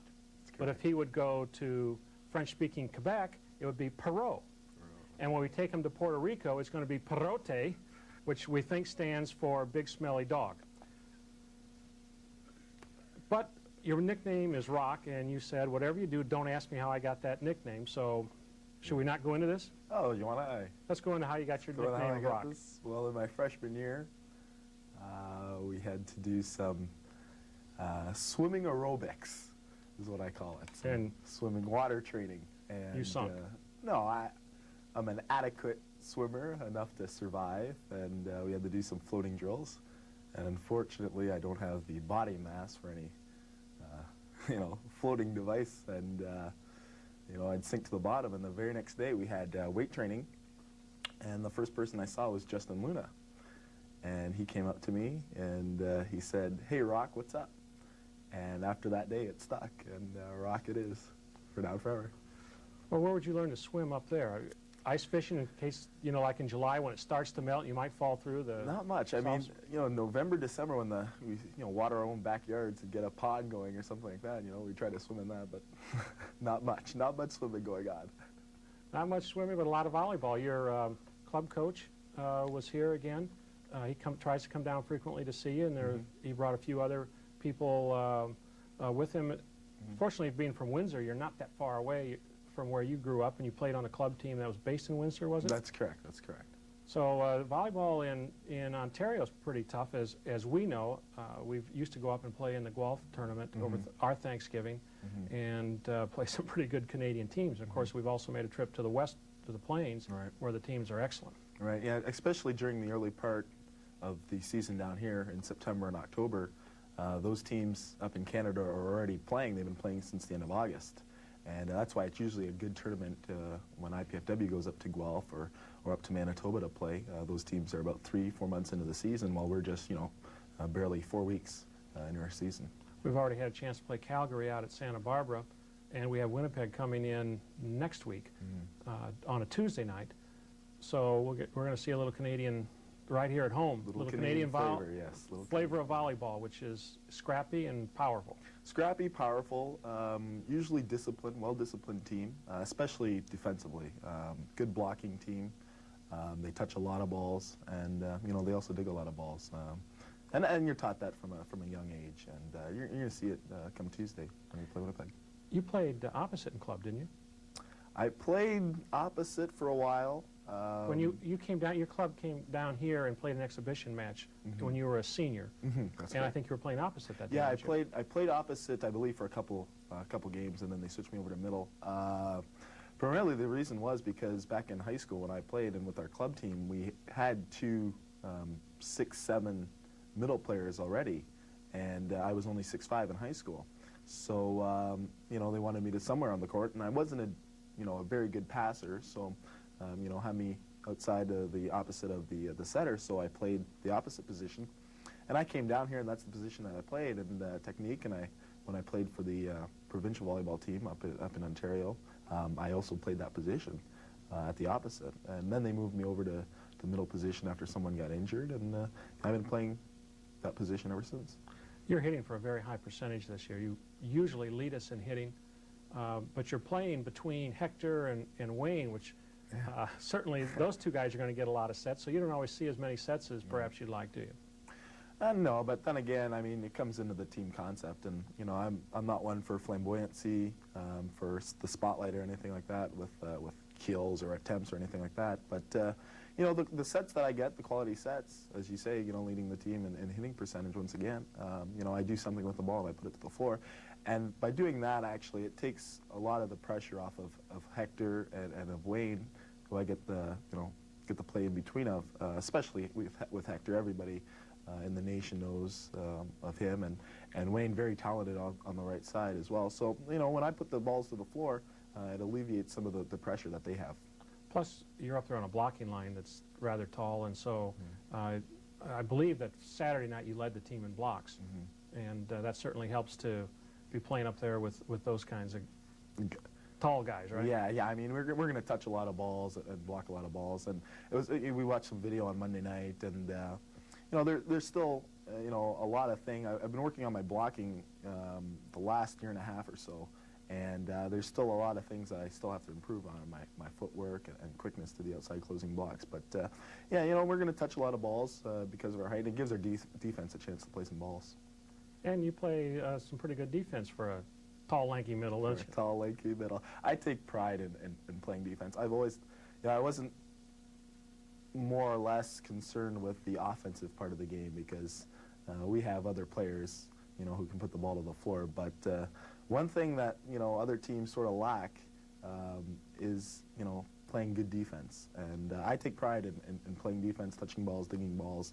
And, I think it's a compliment not only to myself but also to the people that I've worked with over the years to have someone of my, my size get down on the floor and dig some balls. To switch away from volleyball here as we approach the end of the segment, what's your major? Accounting. Accounting. Accounting major. You could follow in my footsteps. I'm your hero? Is that what you're telling me? Yes, you're my idol. You're my idol. Yeah, me or red-green, one or the other, right? So I'd put you before red-green, though. Put me before red. I'd put you before red-green, yeah. Okay. You're a sophomore, so you're really just about to start into your professional part of your program, right? Yeah, next semester I start specializing in financial accounting is the area that I'm going to look towards. You plan to be a CPA or go into managerial accounting? Most likely CPA. I'm taking managerial accounting right now, and it's nothing that I really look forward to.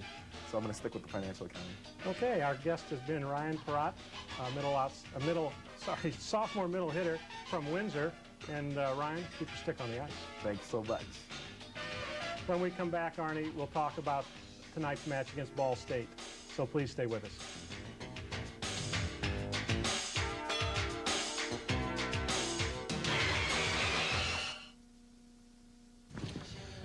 Daddy, where'd you buy the big TV? Because the Mastodons are larger than life. I think so, but,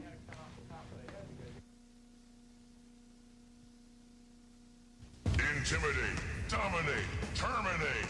The IPFW Mastodons are back, and they're bringing a few big guns to the party this year, including the most sought-after super recruit in the country, Hector Sky Soto, and Minnesota Triple Towers, Gislin, Cummings, and McHugh, plus returning seniors Brad Berditis and Mike the Noodle Termolen. 9 Mastodons over 6'5". Let's get vertical.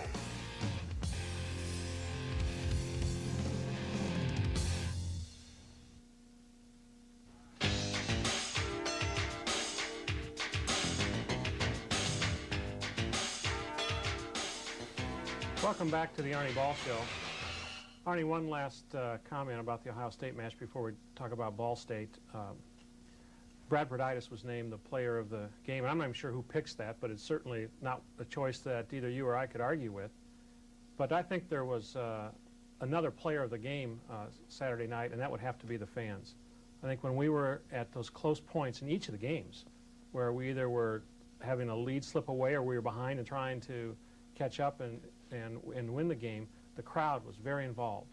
They cheered, they stood, they made noise at the right times, and I think it made a big difference for our freshman players. And I think it brought out some old memories from the older players, too, to know what it's like to play in front of the home crowd.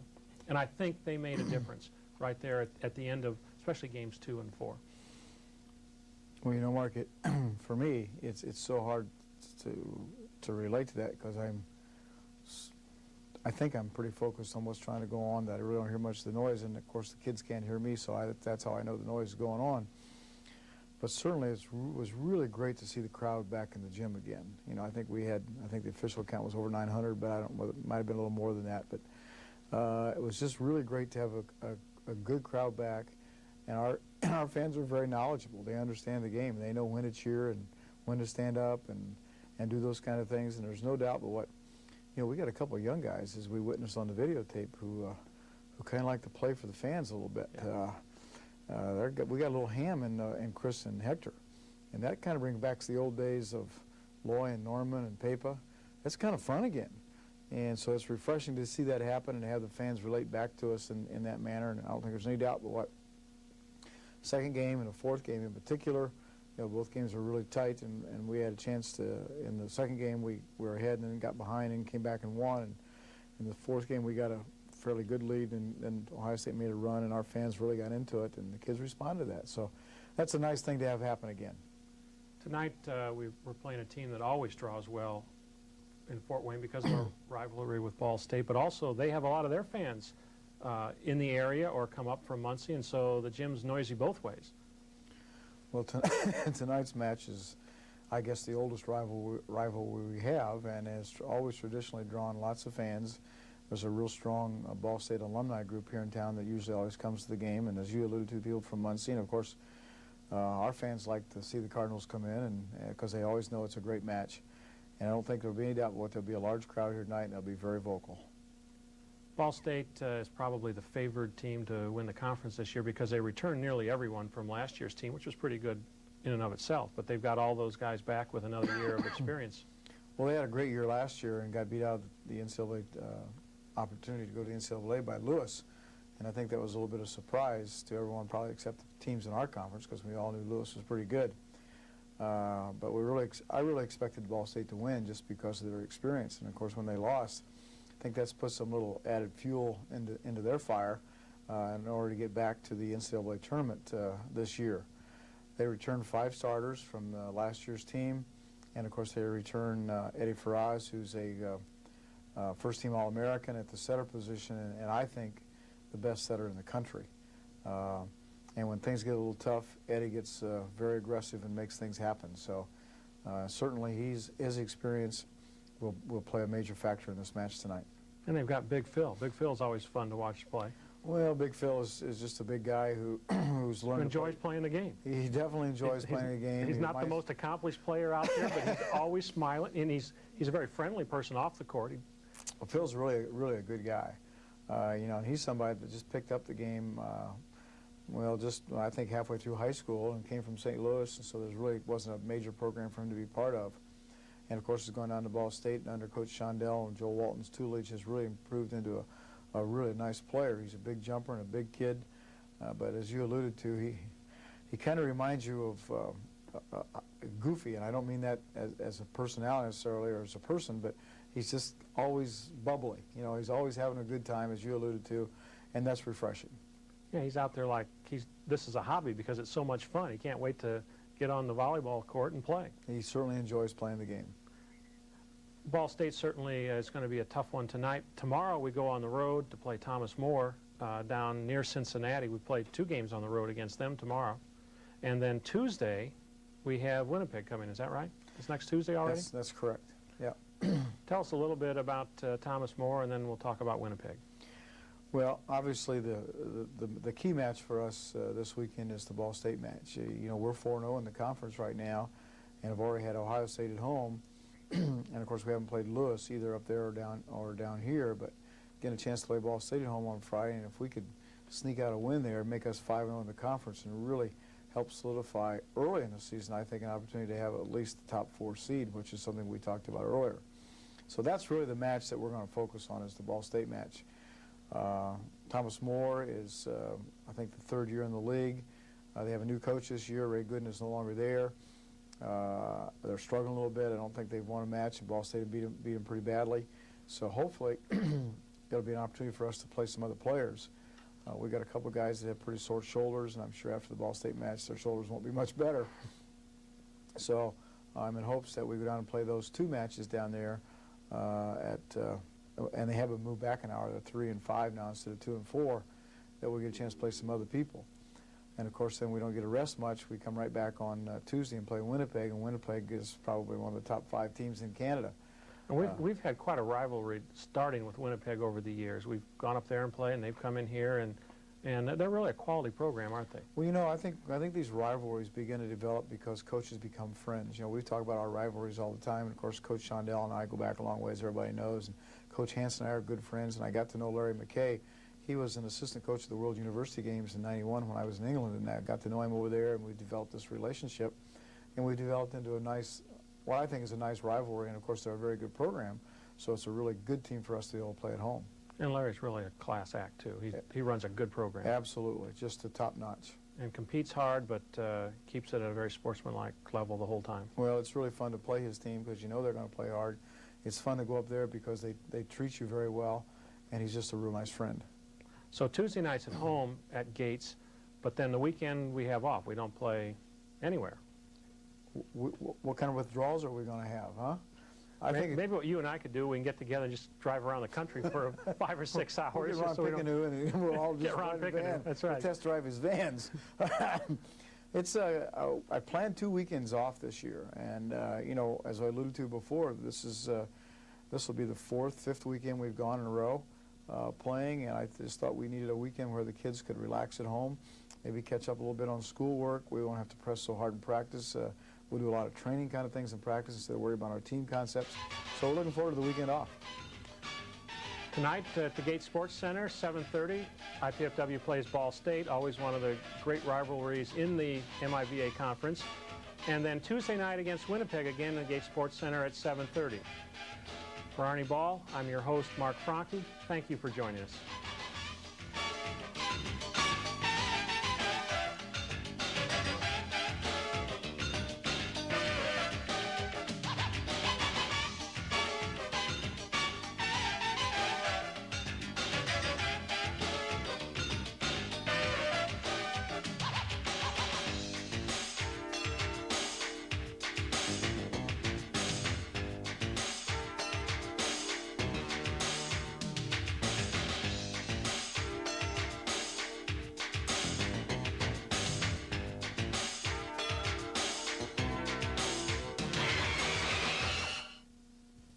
Intimidate, dominate, terminate.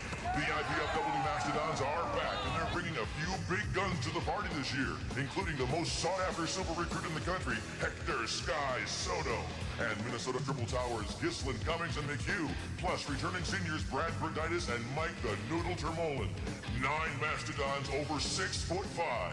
Let's get vertical.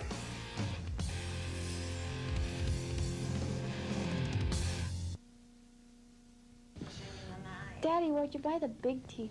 Because the Mastodons are larger than life. I think so, but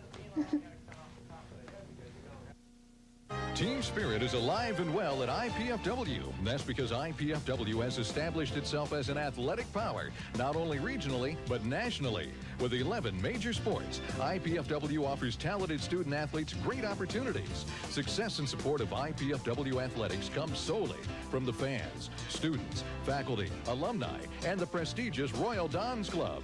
The Royal Dons Athletic Club has over 500 members who financially support IPFW athletics, enabling the university to provide scholarships to deserving athletes.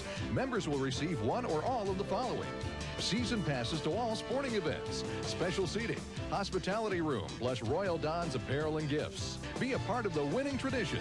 Join the Royal Dons Club. We need your support. Call IPFW Athletics. Get into the team spirit.